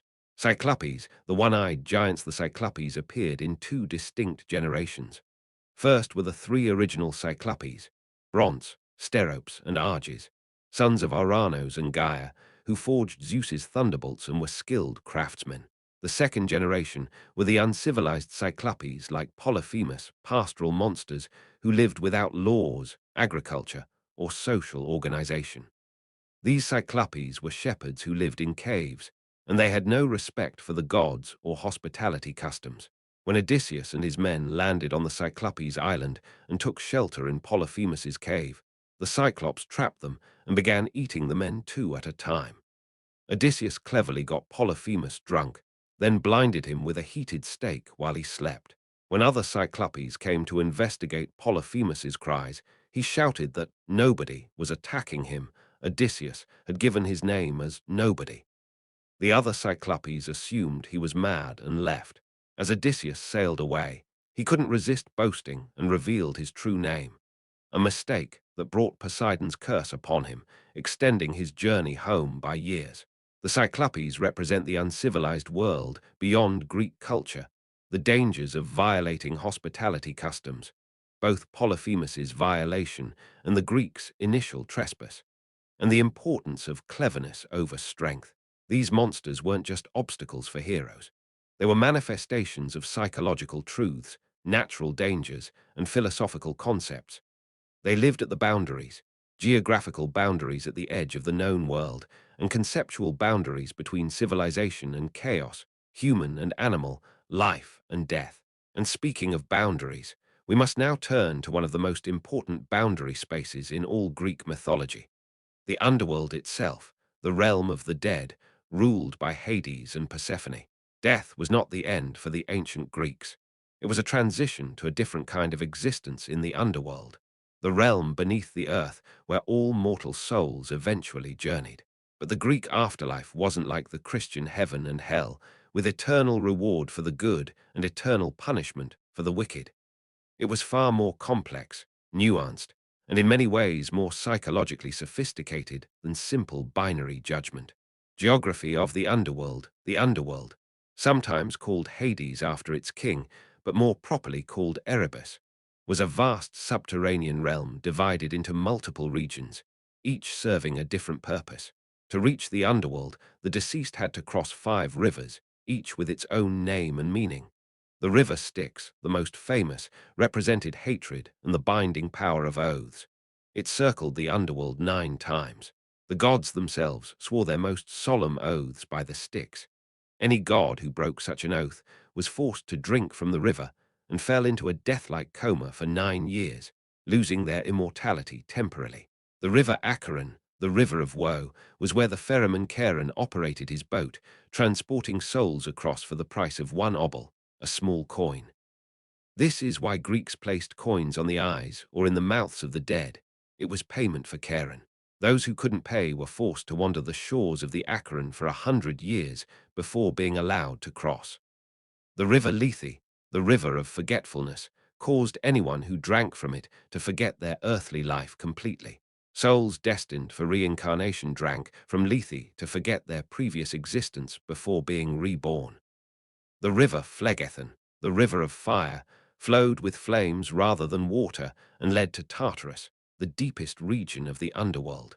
The river Cocytus, the river of lamentation, was formed from the tears of the wicked and those who died without proper burial. Charon, the ferryman Charon, was an ancient psychopomp, guide of souls, depicted as an old, grim-faced man who operated a ferry across the Acheron. He was notoriously surly and would refuse passage to those who couldn't pay or hadn't received proper burial rites. Charon wasn't subject to anyone's authority except Hades himself. Even gods seeking to enter the underworld had to pay or negotiate with him. Only a few heroes managed to intimidate or trick their way past him without payment. The requirement for payment had profound social implications. Proper burial with a coin for Charon became absolutely essential in Greek culture. A body left unburied was a terrible tragedy, not just disrespectful, but literally condemning the person's soul to a century of wandering. This is why, after battles, truces were called specifically to retrieve and bury the dead. Cerberus, the gate guardian after crossing the river, souls encountered Cerberus at the gates of the underworld proper. As we discussed earlier, Cerberus allowed all souls to enter but prevented any from leaving. The gates themselves were said to be made of adamant, the unbreakable divine metal, and once they closed behind you, there was no returning to the land of the living. Unless you were one of the exceptional few like Heracles, Orpheus, Odysseus, or Aeneas who had special permission or divine assistance. The 3 judges after entering, souls came before 3 judges, Minos, Rhadamanthus, and Aeacus. These were legendary kings who had ruled so justly in life that they were granted the responsibility of judging the dead. But here's what's important to understand. For most of Greek history, this judgment didn't determine moral punishment or reward in the way Christian judgment does. The judges primarily determined which region of the underworld a soul would inhabit, based not just on moral virtue, but on factors like how they died, whether they were initiated into certain mystery religions, and their heroic status. The vast majority of souls, regardless of whether they'd been good or evil in life, were sent to the same place, the fields of asphodel. The fields of asphodel, the asphodel meadows, were where most souls spent eternity. It wasn't punishment, but it certainly wasn't reward either. It was a grey, colourless existence where shades, the term for dead souls, wandered aimlessly through fields of pale asphodel flowers, neither happy nor unhappy, neither suffering nor enjoying, just existing in a state of diminished consciousness. Homer describes the shades in the Odyssey as strengthless heads of the dead, barely conscious shadows of their former selves. When Odysseus visits the underworld and speaks to the shade of Achilles, the great hero tells him, "I would rather be a paid servant in a poor man's house and be above ground than king of kings among the dead." This reflected a fundamental Greek attitude. Life, no matter how difficult, was preferable to even a neutral afterlife. Death diminished you. You became less than you were, less conscious, less vital, less real. Souls in asphodel could be visited by living heroes who journeyed to the underworld, but the shades had little awareness and even less energy. They fluttered around like bats, making thin, squeaking sounds. They could only communicate meaningfully if they drank blood, which restored some of their consciousness temporarily. This is how Odysseus was able to speak with them. The asphodel meadows represented the default human condition after death, a pale shadow existence, neither tortured nor blessed, simply continuing in diminished form forever. Elysium, the blessed afterlife, but there was an exception for the particularly fortunate. Elysium, also called the Elysian Fields or the Isles of the Blessed. Elysium was a paradise where heroes, demigods, and those particularly favored by the gods spent their afterlife in eternal spring, feasting, celebrating, competing in games, and enjoying all the pleasures of life without any of the pain, toil, or suffering. Originally, Elysium was reserved almost exclusively for those with divine ancestry, heroes and demigods. Later traditions expanded it to include those initiated into certain mystery religions, particularly the Eleusinian mysteries, and those who lived particularly virtuous lives. In Elysium, the sun always shone, gentle breezes blew, fields produced abundant harvests without labor, and the inhabitants could enjoy eternal versions of life's greatest pleasures. Some traditions placed Elysium at the western edge of the world rather than in the underworld proper, making it a kind of earthly paradise. Elysium was ruled by Kronos, who had been released from Tartarus for this purpose, a curious detail suggesting a kind of rehabilitation or reconciliation even for the overthrown Titan king. Certain heroes were so blessed that they could choose reincarnation. If a soul reached Elysium 3 times in 3 successive lives, they were sent to the Isles of the Blessed, an even more perfect paradise from which they never had to leave. Tartarus, the pit of punishment, at the opposite extreme from Elysium lay Tartarus, the deepest abyss of the underworld, as far below Hades as the earth is below heaven. Tartarus served 2 purposes. It was the prison for the Titans and other enemies of the gods, and it was the place of punishment for the most terrible sinners. The geography of Tartarus was nightmarish. It was surrounded by 3 layers of night and a bronze fence. Above it hung threatening cliffs. Rivers of fire flowed through it. The screams of those suffering there could supposedly be heard even from the surface world. Those imprisoned in Tartarus endured eternal, creative punishments tailored to their specific crimes. The most famous examples: Tantalus, who killed his son and served him as a meal to the gods, testing whether they could tell the difference, was condemned to stand in a pool of water beneath a fruit tree. Whenever he bent down to drink, the water receded. Whenever he reached up for fruit, the branches pulled back. He suffered eternal hunger and thirst with relief always just out of reach, giving us the word tantalize. Sisyphus, the craftiest of men who twice cheated death itself, was condemned to roll a massive boulder up a steep hill, only to have it roll back down just before reaching the top, forcing him to start again forever. His punishment represented futile, meaningless labor, the ultimate absurdist nightmare. Ixion, who tried to seduce Hera and then boasted about it. Zeus had actually tricked him with a cloud shaped like Hera, was bound to a burning, eternally spinning wheel that flew through Tartarus, never resting, never stopping. The Danaids, the 50 daughters of Danaus who murdered their husbands on their wedding night, all except one, who spared her husband, were condemned to fill a bathtub with water using leaky jars or sieves, so the water constantly drained out, making the task impossible and eternal. Prometheus, the Titan who stole fire from the gods and gave it to humanity, was chained to a rock where an eagle came each day to eat his liver, which regenerated each night so the torture could continue forever. Zeus eventually allowed Heracles to free Prometheus, making him one of the few to escape Tartarus. These punishments weren't arbitrary cruelty. They reflected the nature of each sinner's crime. Tantalus abused the gods' hospitality and committed the ultimate parental betrayal. Sisyphus was too clever for his own good and thought he could outwit death and the gods. Ixion violated the most fundamental taboo, desiring the queen of the gods herself. The Danaids committed mass murder. Prometheus challenged Zeus's authority and gave humanity power that Zeus wanted to withhold. Tartarus represented ultimate justice, not in a simple, bad people go to hell sense, but in the sense that certain violations were so profound they could never be atoned for and required eternal consequences. Erebus, the palace of Hades at the center of the underworld, stood the palace of Hades and Persephone, made of dark stone and precious gems mined from the earth. Here the king and queen of the dead held court.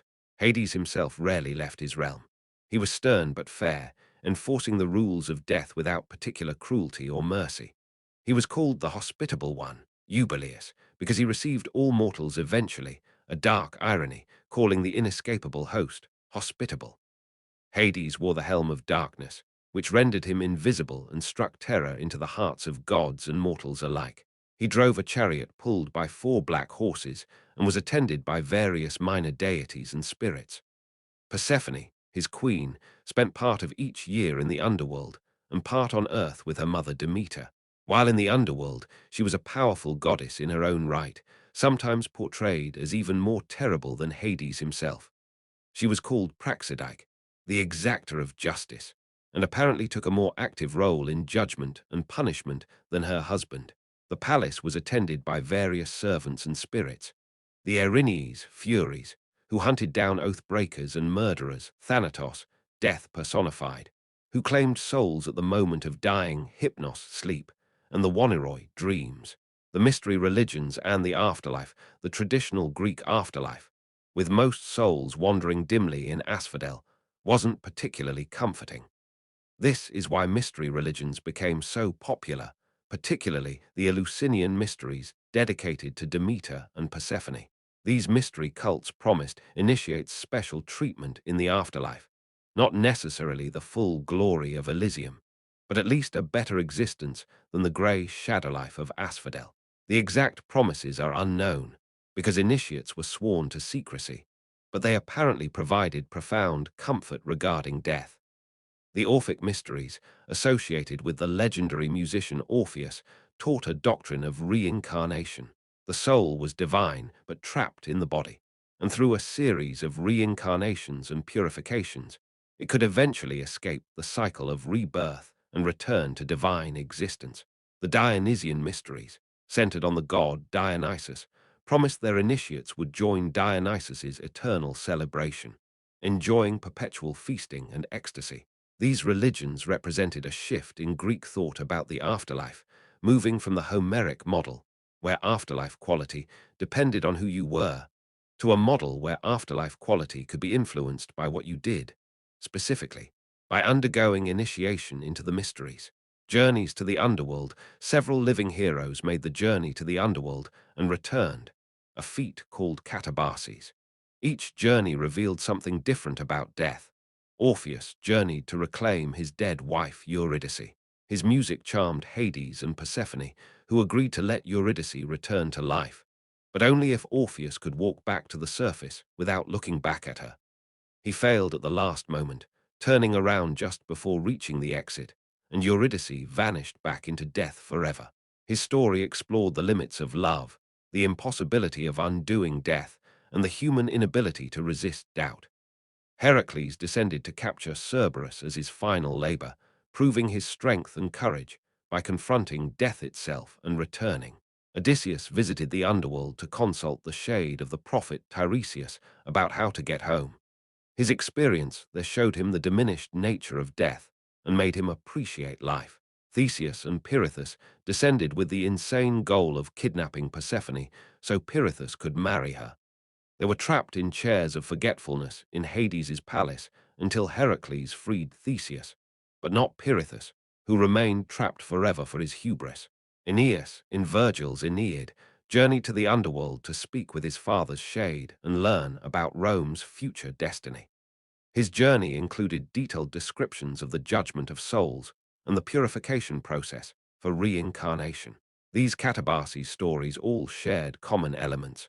The hero must have compelling reason, must receive divine assistance or permission, must face terrible dangers, and must resist the temptation to stay. The underworld pulls at the living. Return from death was the ultimate heroic achievement. The psychology of the Greek underworld reflects profound psychological understanding. The grey, diminished existence of asphodel mirrors depression and the emotional deadness that comes with trauma or grief. The inability to return from death once crossed reflects psychological reality. Some transitions are permanent. The requirement for proper burial rituals reflects the need for closure and the social importance of mourning. The forgetfulness of the river Lethe represents the mercy of forgetting trauma. The creative punishments of Tartarus embody the principle that guilt is self-perpetuating. Each sinner's punishment echoes their crime in an endless loop. The Greek afterlife wasn't designed to provide moral incentive for good behavior, since most people ended up in asphodel regardless of virtue. Instead, it reflected Greek values about life. Fame and glory matter because the afterlife is diminished. Family matters because honoring your dead is crucial. The gods matter because they determine your afterlife fate. And perhaps most importantly, life matters. Even a difficult life is preferable to even the best death. Greek mythology is filled with love stories. But these aren't fairy tale romances with happy endings. They're passionate, often tragic tales that explore the complexities, dangers, and transformative power of love and desire. Let's explore the most significant romantic myths and understand what they reveal about Greek attitudes toward love, sexuality, power, and transformation. Orpheus and Eurydice, love and loss. Orpheus was the greatest musician who ever lived. His father was Apollo, or in some versions, King Oeagrus, and his mother was the muse Calliope. When Orpheus played his lyre and sang, wild animals gathered peacefully to listen, trees bent to hear better, and rivers changed their courses to flow toward his music. Orpheus fell in love with Eurydice, a beautiful dryad tree nymph, and they married. But on their wedding day, tragedy struck. While fleeing from the advances of Aristeus, a minor god, Eurydice stepped on a serpent and was bitten. The venom killed her instantly. Orpheus was devastated beyond measure. His music became so sorrowful that all who heard it wept. Finally, he made a decision that no mortal had successfully made before. He would journey to the underworld and bring his wife back. With only his lyre, Orpheus descended through the caves of Taenorum into the land of the dead. His music charmed Charon into ferrying him across the Styx without payment. It lulled Cerberus into letting him pass.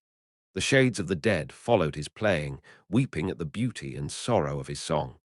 When Orpheus reached the throne room of Hades and Persephone, he played for them and sang of his love for Eurydice, his grief at her loss, and his plea for her return. The song was so moving that for the first time in eternity, tears rolled down Persephone's cheeks. Even Hades, the grim lord of the dead who had seen countless souls and heard every plea, was moved. Hades agreed to let Eurydice return to life, but with one condition. Orpheus must walk ahead of her back to the surface, and he must not look back at her until they both reached the sunlight. If he looked back even once before completing the journey, she would return to death forever. Orpheus agreed and began the long ascent. Behind him, he heard what he believed were Eurydice's footsteps, but he couldn't be certain. The path was dark and silent. Doubt crept into his mind. What if Hades had tricked him? What if she wasn't really there? What if she had stumbled and fallen behind? The walk seemed endless. Finally, Orpheus saw light ahead, the entrance to the upper world. Just as he was about to step into the sunlight, the doubt became unbearable. He turned around to see if Eurydice was truly there. She was. For one brief moment, he saw her reaching toward him, her mouth forming his name. Then she vanished like smoke, pulled back into the darkness, gone forever. Orpheus tried to follow, but this time Charon refused him passage. The gods would not permit death to be cheated twice. Orpheus returned to the upper world alone and spent the rest of his life in mourning, playing heartbreaking music and refusing all other company. Eventually, Orpheus was torn apart by Maenads, female followers of Dionysus, either because he refused their advances, remaining faithful to Eurydice's memory, or because his sorrowful music interfered with their ecstatic celebrations.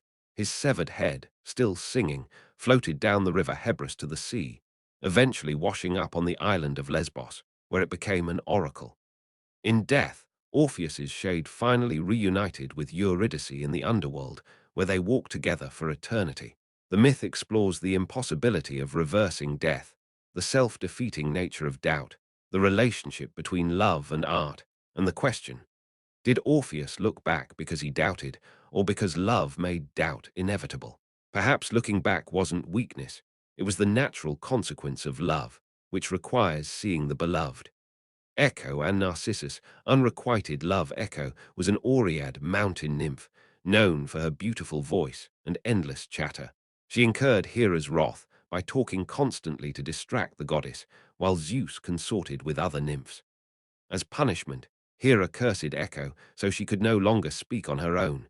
She could only repeat the last words spoken to her by someone else. One day, Echo saw the beautiful youth Narcissus hunting in the mountains and fell immediately in love. She followed him, hoping for a chance to speak, but her curse prevented her from initiating conversation. Narcissus became aware he was being followed and called out, "Who's there?" Echo, hidden, could only repeat, "Who's there?" "Come here," Narcissus commanded. "Come here," Echo replied. "Let us meet," he said. "Let us meet," she answered, and rushed from hiding to embrace him, but Narcissus recoiled in disgust. "I would rather die than let you have me," he declared cruelly. "Have me," Echo repeated, heartbroken, as he pushed past her and left. Echo was so devastated that she withdrew from the world, hiding in caves and mountains. She wasted away from grief until nothing remained of her but her voice, which still repeats the last sounds it hears in lonely places. But Narcissus's cruelty didn't go unpunished. Nemesis, goddess of retribution, decided he should experience the same kind of unrequited love he had inflicted on others. One day, Narcissus stopped by a clear pool to drink. When he saw his own reflection in the water, he fell in love with it immediately, not realizing it was himself. He reached for the beautiful image, but it disappeared when he disturbed the water. He leaned in to kiss it, but it vanished at the touch. Narcissus couldn't leave. He lay by the pool, gazing at his reflection, trying to embrace it, consumed by love for something he could never possess. He wasted away, unable to eat or sleep, fixated on the unattainable image. Some versions say he realized it was his own reflection and despaired. Others say he died without ever understanding. As he died, his last words were farewell, and from somewhere nearby, Echo's voice repeated, "Farewell." Where Narcissus died, a flower grew, the narcissus flower, which leans over water as if still gazing at its reflection. The myth gives us the term narcissism, but it's more nuanced than simple vanity. It explores the danger of self-absorption, the tragedy of inability to connect with others, and the idea that excessive self-love is actually a form of self-destruction. Narcissus didn't love himself. He loved an image, an illusion, something ultimately empty. Pygmalion and Galatea, love brings life. Pygmalion was a sculptor on Cyprus who was disgusted by the behavior of mortal women, particularly the Propoetides, who had denied Aphrodite's divinity and were cursed to become prostitutes. He swore off marriage and women entirely. But Pygmalion was also an exceptional artist. He carved a statue of a woman from ivory, creating what he believed was the perfect female form, more beautiful than any living woman. He carved with such skill and love that the statue seemed almost alive. The more Pygmalion worked on the statue, the more he fell in love with it. He named her Galatea, though this name doesn't appear in the original Greek versions. It was added later. He brought her gifts, dressed her in fine clothes, placed rings on her fingers, and laid her on a bed with soft pillows.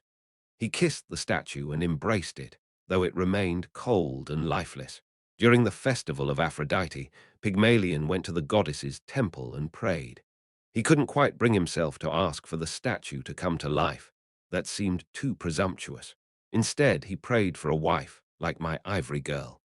Aphrodite understood what he truly wanted. As a sign of her favor, she made the altar flame leap 3 times. When Pygmalion returned home, he kissed his statue as usual, and this time the ivory felt warm. He kissed again and felt softness instead of stone. He touched her arm and felt flesh instead of ivory. The statue's cheeks flushed with color, her chest rose with breath, her eyes opened and looked at him with life and love. Aphrodite attended their wedding. Pygmalion and Galatea had a daughter, Paphos, after whom the city was named. This myth is often read as a positive love story, but modern interpretations recognize its problematic elements.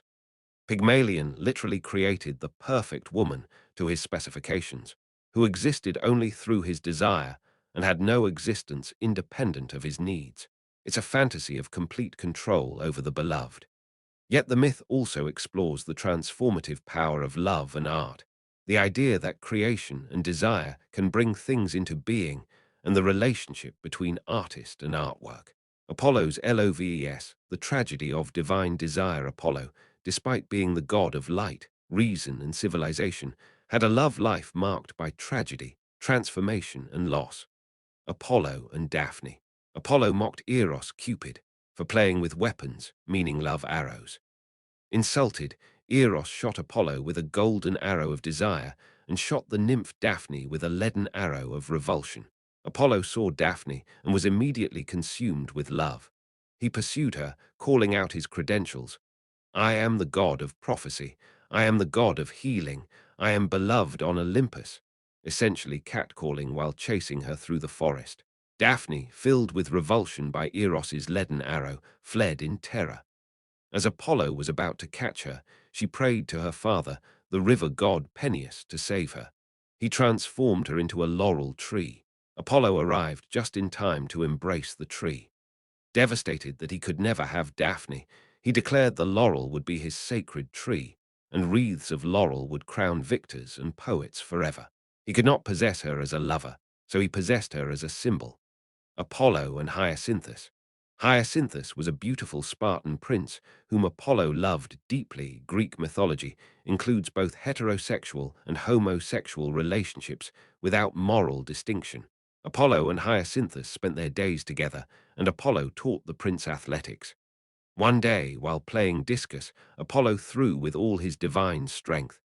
The jealous west wind, Zephyrus, who also desired Hyacinthus, blew the discus off course. It struck Hyacinthus in the head, killing him instantly. Apollo tried desperately to save him, using all his healing powers, but even gods cannot reverse death that easily. From Hyacinthus's spilled blood, Apollo created the hyacinth flower. Some versions say the flower's petals bore markings resembling AI, a Greek cry of lamentation. Apollo and Cassandra. Cassandra was a Trojan princess so beautiful that Apollo desired her.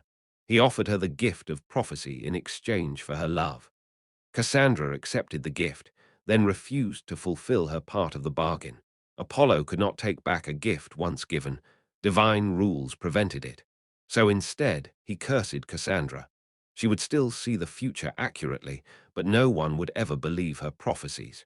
Cassandra foresaw Troy's destruction, warned against bringing the Trojan horse into the city, predicted her own death, but no one believed any of her warnings. She was right about everything, but her truth was useless. Apollo's love stories all end in transformation, death, or curse. They reflect the idea that divine love is dangerous for mortals. The gods are too powerful, too different, too eternal for human relationships to survive intact. Pyramus and Thisbe. Forbidden love, this Babylonian story, made famous in Ovid's Metamorphoses and later inspiring Shakespeare's Romeo and Juliet, tells of two young lovers in Babylon whose families were bitter enemies. Pyramus and Thisbe lived in adjacent houses but were forbidden from marrying. They communicated through a crack in the wall between their homes, whispering their love through the gap. Finally, they arranged to meet secretly at night under a mulberry tree by a tomb outside the city. Thisbe arrived first, but a lioness with blood-stained jaws, having just killed prey, came to drink at a nearby spring. Thisbe fled in terror, dropping her veil, which the lioness mauled with her bloody mouth before leaving. When Pyramus arrived and found the bloodied veil, he assumed Thisbe had been killed. Overwhelmed with grief and guilt for arriving late, he drew his sword and fell upon it, his blood spurting onto the white mulberries above. Thisbe, overcoming her fear, returned to the meeting place and found Pyramus dying. Understanding what had happened, she took his sword and killed herself so they could be together in death. The gods took pity on the lovers. The mulberry fruits, which had been white, forever after ripened to dark red, stained by the lovers' blood. The myth explores the tragedy of miscommunication, the destructive nature of family feuds, and the idea that love sometimes leads to death rather than fulfillment. Eros and Psyche. The soul seeks love. This story, recorded by Apuleius in The Golden Ass, is one of the most psychologically rich myths. literally about the relationship between love, Eros, and the soul, Psyche. Psyche was a mortal princess so beautiful that people began worshipping her instead of Aphrodite. Enraged, Aphrodite sent her son Eros to make Psyche fall in love with the most hideous creature on earth. But when Eros saw Psyche, he accidentally pricked himself with his own arrow and fell in love with her. Unable to fulfill his mother's command, he devised a plan.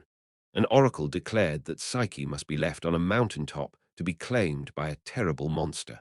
Her grieving parents abandoned her there, but the west wind gently carried her to a magnificent palace where invisible servants attended her every need. At night, a husband came to her in darkness. He made love to her but forbade her from ever seeing his face, warning that if she looked upon him, he would leave forever. The voice was kind, the touch gentle, and Psyche fell in love with her mysterious husband. But Psyche's sisters, jealous of her fortune, visited and planted seeds of doubt. "Your husband must be the monster from the prophecy," they said. "He hides his face because he's too hideous to look upon. One night he'll devour you. You must see what he truly is." That night, after her husband fell asleep, Psyche lit an oil lamp and held it over him. She saw not a monster, but the most beautiful god, Eros himself. Psyche was so startled that a drop of hot oil fell from the lamp onto Eros's shoulder. He woke, saw the broken trust, and flew away without a word. The palace vanished, and Psyche found herself alone in the wilderness. Desperate to win back Eros, Psyche prayed to Aphrodite for help, perhaps the worst decision possible, since Aphrodite was the source of all her troubles. The goddess agreed to help, but only if Psyche completed impossible tasks. First, sought a huge pile of mixed grains by morning. Ants took pity and helped her. Second, obtain golden fleece from violent, man-eating rams. A reed told her to wait until afternoon when the rams rested, then collect fleece caught on brambles. Third, fill a crystal vessel with water from the river Styx at its most dangerous point. An eagle helped her. Fourth, and seemingly most impossible, descend to the underworld and ask Persephone for a box of beauty ointment for Aphrodite. A tower, which Psyche had climbed intending to throw herself off, spoke and gave her detailed instructions for reaching the underworld and returning safely. Psyche succeeded, but curiosity overcame her. If this ointment makes Aphrodite beautiful, she thought, perhaps it will help me win Eros back. She opened the box, which contained not beauty, but the sleep of death. Psyche fell into a death-like coma. Meanwhile, Eros had healed from his burn and realized he couldn't live without Psyche. He found her unconscious body, removed the sleep and put it back in the box, and pricked her with his arrow to wake her. Eros flew to Zeus and begged permission to marry Psyche properly. Zeus agreed. Aphrodite's anger was appeased, and Psyche was given ambrosia to drink, making her immortal. At their wedding feast on Olympus, Psyche and Eros were finally united. They had a daughter named Hedon, meaning pleasure. This myth operates on multiple levels, literally as a love story with obstacles, psychologically as the soul's journey toward union with love, overcoming trials, resisting temptation, facing death, and philosophically as the relationship between physical beauty, Aphrodite, divine love, Eros, and the human soul, Psyche. It's one of the few Greek myths with a genuinely happy ending where love transforms rather than destroys. These romantic myths reveal Greek understanding of love as a powerful, dangerous, transformative force, not the gentle emotion of modern romance, but something closer to madness, possession, and destiny. Love in Greek mythology brings as much tragedy as joy, demands impossible choices, tests character, and often leads to transformation or death. The Greeks understood that love makes you vulnerable, that desire can destroy you, that beauty is dangerous, and that the beloved can never truly be possessed. And they turned these truths into stories that still resonate thousands of years later. We've journeyed from the primordial chaos before creation through the wars of gods and titans, met heroes and monsters, descended into the underworld, and explored the myths of love and transformation. But one crucial question remains. Why does any of this matter today? Greek mythology isn't just ancient stories about gods and heroes. It's the foundation of Western literature, psychology, philosophy, language, and thought. It shaped how we understand ourselves, our relationships, our fate, and our place in the universe. Let's explore the enduring legacy of Greek mythology and understand why these 3,000-year-old stories remain profoundly relevant. The literary foundation Greek mythology established the archetypal stories that Western literature has been retelling, reimagining, and responding to ever since. The hero's journey, the pattern identified by Joseph Campbell in which a hero leaves home, faces trials, gains wisdom, and returns transformed, is fundamentally Greek in origin. From Odysseus to Luke Skywalker, from Heracles to Harry Potter, the structure remains remarkably consistent. Tragedy, as a genre, was literally invented by the Greeks to dramatize myths. Aeschylus, Sophocles, and Euripides took stories everyone knew and used them to explore moral questions, political issues, and human psychology. Their dramatic structures, the tragic flaw, the reversal of fortune, catharsis through witnessing suffering, remain the basis of storytelling today. Epic poetry begins with Homer. The Iliad and Odyssey set the standard for grand narratives about war, homecoming, honor, and human struggle against fate. Every subsequent epic, from Virgil's Aeneid to Dante's Divine Comedy to modern fantasy epics, responds to Homer. The very structure of Western storytelling, protagonist and antagonist, rising action and climax, character development through conflict, emerges from Greek narrative traditions. Psychological insights, Sigmund Freud and Carl Jung, both drew heavily from Greek mythology to describe psychological phenomena, because they recognized that these myths captured universal human experiences. The Oedipus complex, Freud's theory about childhood sexual attraction to the parent of the opposite sex and rivalry with the same-sex parent, takes its name from the myth of Oedipus, who unknowingly killed his father and married his mother. Freud saw in this myth a fundamental psychological truth about family dynamics and development. The Electra complex, the female equivalent, is named after Electra, who conspired to kill her mother Clytemnestra to avenge her father Agamemnon's murder. Narcissism as a personality disorder takes its name from the myth of Narcissus, whose self-absorption led to his death. Jung's concept of archetypes, universal inherited patterns of thought, drew extensively from mythology. The hero, the mother, the wise old man, the trickster, the shadow. All these archetypal figures appear throughout Greek myths, and Jung argued in every human psyche. The Apollonian and Dionysian principles, rational order versus chaotic ecstasy, structure versus passion, civilization versus nature, come from Greek mythology and remain useful frameworks for understanding human psychology and culture.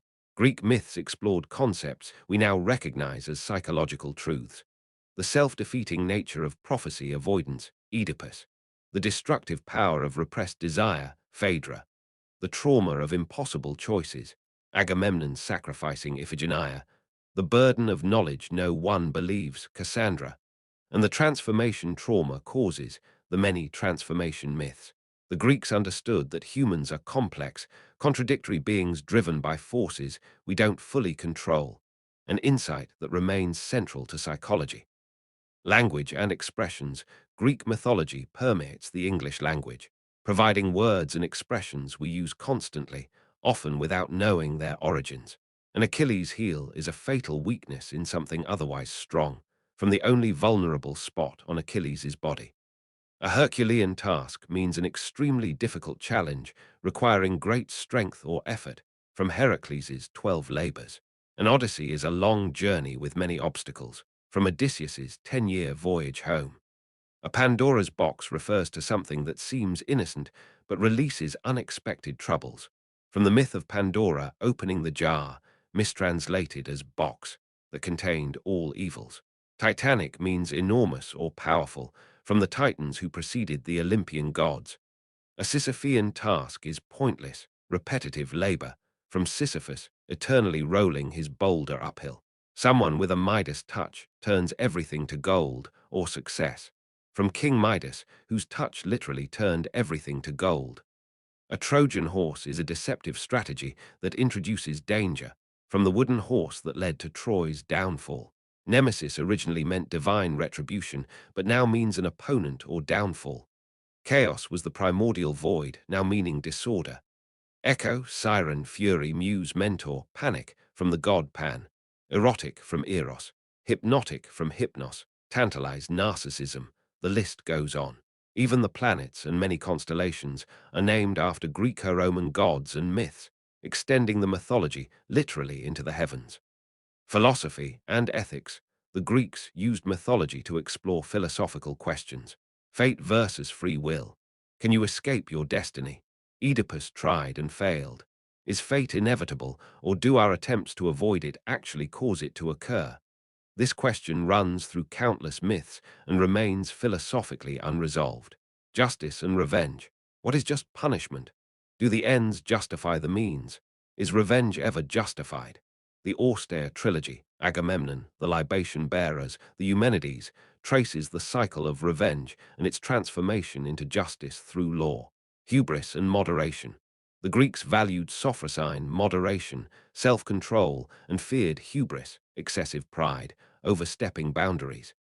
Most tragic heroes fall due to hubris. Icarus flying too close to the sun. Bellerophon trying to reach Olympus on Pegasus. Arachne challenging Athene. The lesson: know your limits, respect boundaries, avoid excess. The nature of the good life. Is honor more important than life? Achilles chose a short life of glory over a long life of obscurity. Is cleverness virtue or vice? Odysseus was both hero and trickster. Is suffering necessary for wisdom? Greek tragedy suggests yes, wisdom comes through suffering. Power and responsibility. Zeus's struggles to maintain cosmic order while managing his unruly family of gods explored the challenges of leadership and the burdens of authority.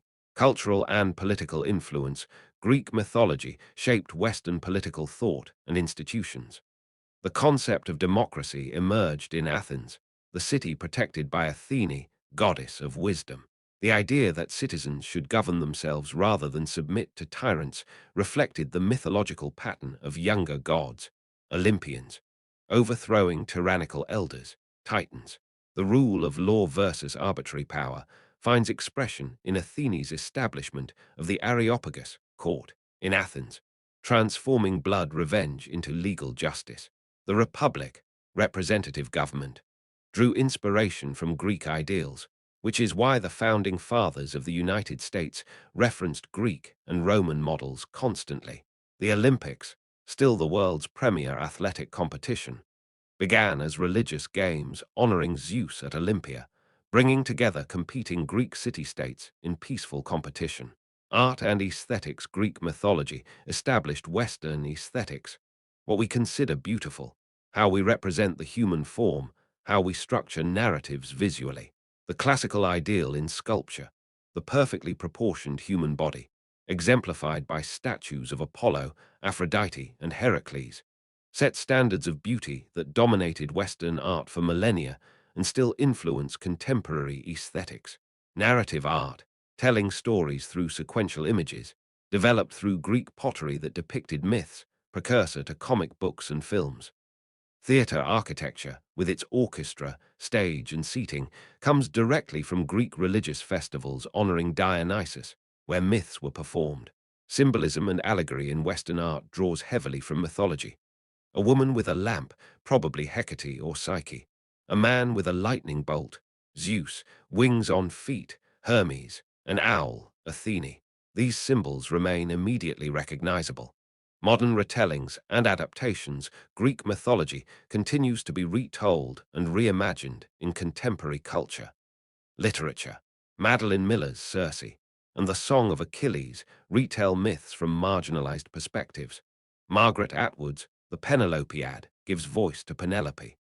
Rick Riordan's Percy Jackson series introduced a generation of children to mythology through modern adventure stories. Film and television. Wonder Woman draws from Amazonian myths. Hercules, Disney, Troy, 300, Clash of the Titans. Immortals. Hollywood regularly mines mythology for blockbusters. Series like The Olympians and Cows reimagine gods in contemporary settings. Video games. God of War, Assassin's Creed Odyssey. Hades, Immortals Phoenix Rising. Interactive media allows audiences to participate in mythological adventures. Comics. Marvel's Thor and DC's Wonder Woman blend Greek and Norse mythology with superhero narratives. The Wicked plus Divine comic series explores what would happen if gods returned as pop stars every 90 years. Music and opera, Richard Wagner's Ring Cycle. Though Norse follows Greek mythological structures, countless operas are based on Greek myths, Monteverdi's Orpheus, Gluck's Orpheus ed Eurydice, Strauss's Electra. These aren't mere copies. They're reinterpretations that ask new questions, provide different perspectives, and make the ancient relevant to the modern. Feminist reinterpretations, modern scholarship, increasingly examines Greek mythology through feminist lenses, noting that most myths were recorded by men in patriarchal societies and often reflect gender dynamics we now question. Contemporary retellings give voice to female characters who were silent or marginalized in original versions. They ask uncomfortable questions. Was Helen of Troy responsible for the Trojan War, or was she a victim of divine machinations and male violence? Was Medusa a monster or a victim of sexual violence who was then victim blamed? Did Penelope really wait faithfully for 20 years, or is that a male fantasy? What did Eurydice think about Orpheus's backward glance? These reinterpretations don't destroy the myths. They enrich them, revealing layers of meaning that were always there but unexamined, much like the myths themselves evolved across centuries of retelling. Psychological and therapeutic applications. Modern therapy sometimes uses mythological frameworks to help people understand their own stories. What myth are you living? Isn't just a metaphor, it's a diagnostic question. Are you Sisyphus, endlessly repeating the same futile patterns? Are you Prometheus, suffering for bringing light to others? Are you Psyche, undertaking impossible tasks to prove your worth? Are you Orpheus, unable to move forward because you keep looking back? Identifying the mythological pattern you're enacting can provide insight into breaking destructive cycles or finding meaning in struggle. Universal THEMES. Ultimately, Greek mythology endures because it addresses universal human experiences and questions. Mortality and meaning. How do we find significance in a life that ends? The Greeks answered through Clio's glory/fame. Do something worth remembering. Suffering and purpose. Why do bad things happen? Greek answers varied. Divine punishment, fate, random chance, natural consequences. But the myths validated suffering as a fundamental part of existence worth exploring artistically. Power and corruption. What happens when individuals have too much power? Greek gods were cautionary tales, immortal, all-powerful, and frequently monstrous in their behavior. Family dysfunction, intergenerational trauma, sibling rivalry, parental failure, children paying for parents' sins. Greek mythology is essentially family drama writ cosmic.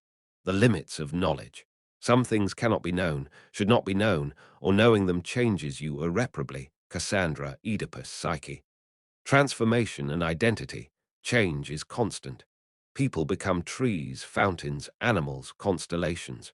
Identity is fluid, fragile, subject to divine whim. Modern questions about gender, sexuality, and identity find strange resonance in myths where transformation was commonplace. Conclusion. The living myth Greek mythology isn't dead history. It's living, evolving, constantly reinterpreted tradition that continues to shape how we think, speak, create, and understand ourselves. These stories emerged from a culture 3,000 years distant from us, yet they resonate because they captured something essential about human experience: our fears, desires, questions, and struggles. The Greeks looked at thunder and created Zeus. They looked at the sea and created Poseidon. They looked at death and created the underworld. They looked at love and created Aphrodite. They looked at human complexity, our reason and passion, wisdom and folly, courage and cowardice, and created heroes who embodied our contradictions. We no longer believe in literal gods on Mount Olympus, but we still tell stories about heroes fighting monsters, still struggle with fate and free will, still seek meaning in suffering, still transform through trials, still look to the stars and see stories written there. Greek mythology matters because it's not really about gods and heroes, it's about us. It always was. Every time you face an impossible choice, you're Odysseus choosing between Scylla and Charybdis. Every time you pursue knowledge others warn against, you're Prometheus stealing fire.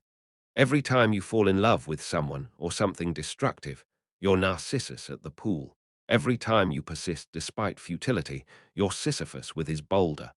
The gods are dead if they ever lived. But the stories remain because the human experiences they encoded remain. As long as we face challenges, seek meaning, love and lose, struggle and persist, these myths will continue speaking to us across the millennia. We began our journey in chaos, before creation itself. We've traveled through divine wars, heroic quests, monstrous encounters, journeys to the underworld, and stories of love and transformation. We end here in the present moment, where you, having heard these stories, join the countless generations who have carried them forward. You now know the tales the Greeks told to explain their world and themselves. You understand the gods' personalities and domains, the heroes' triumphs and failures, the monsters' meanings, the structure of the afterlife, and the enduring relevance of these ancient narratives. But knowledge of mythology isn't passive, it's participatory. These stories live only as long as someone tells them, remembers them, finds meaning in them, passes them forward. So the final question isn't, what do Greek myths mean? But rather, what do they mean to you? What myth resonates with your own life? What god represents your struggles? What hero's journey mirrors your own? What monster represents your fear? What transformation awaits you? The Greeks believed that stories had power, the power to change those who heard them, to preserve truth across time, to connect past and future. They were right. These myths have changed you, whether you realize it yet or not. You'll recognize their patterns in stories you encounter. You'll use their language in descriptions you create. You'll see their archetypes in people you meet. You'll understand references that previously meant nothing. You've inherited a tradition that stretches back 3,000 years and will stretch forward as far as humans continue telling stories. Welcome to the legacy of Greek mythology. Welcome to the eternal return of stories that never die because they speak truths that never change. The myths are yours now. What will you do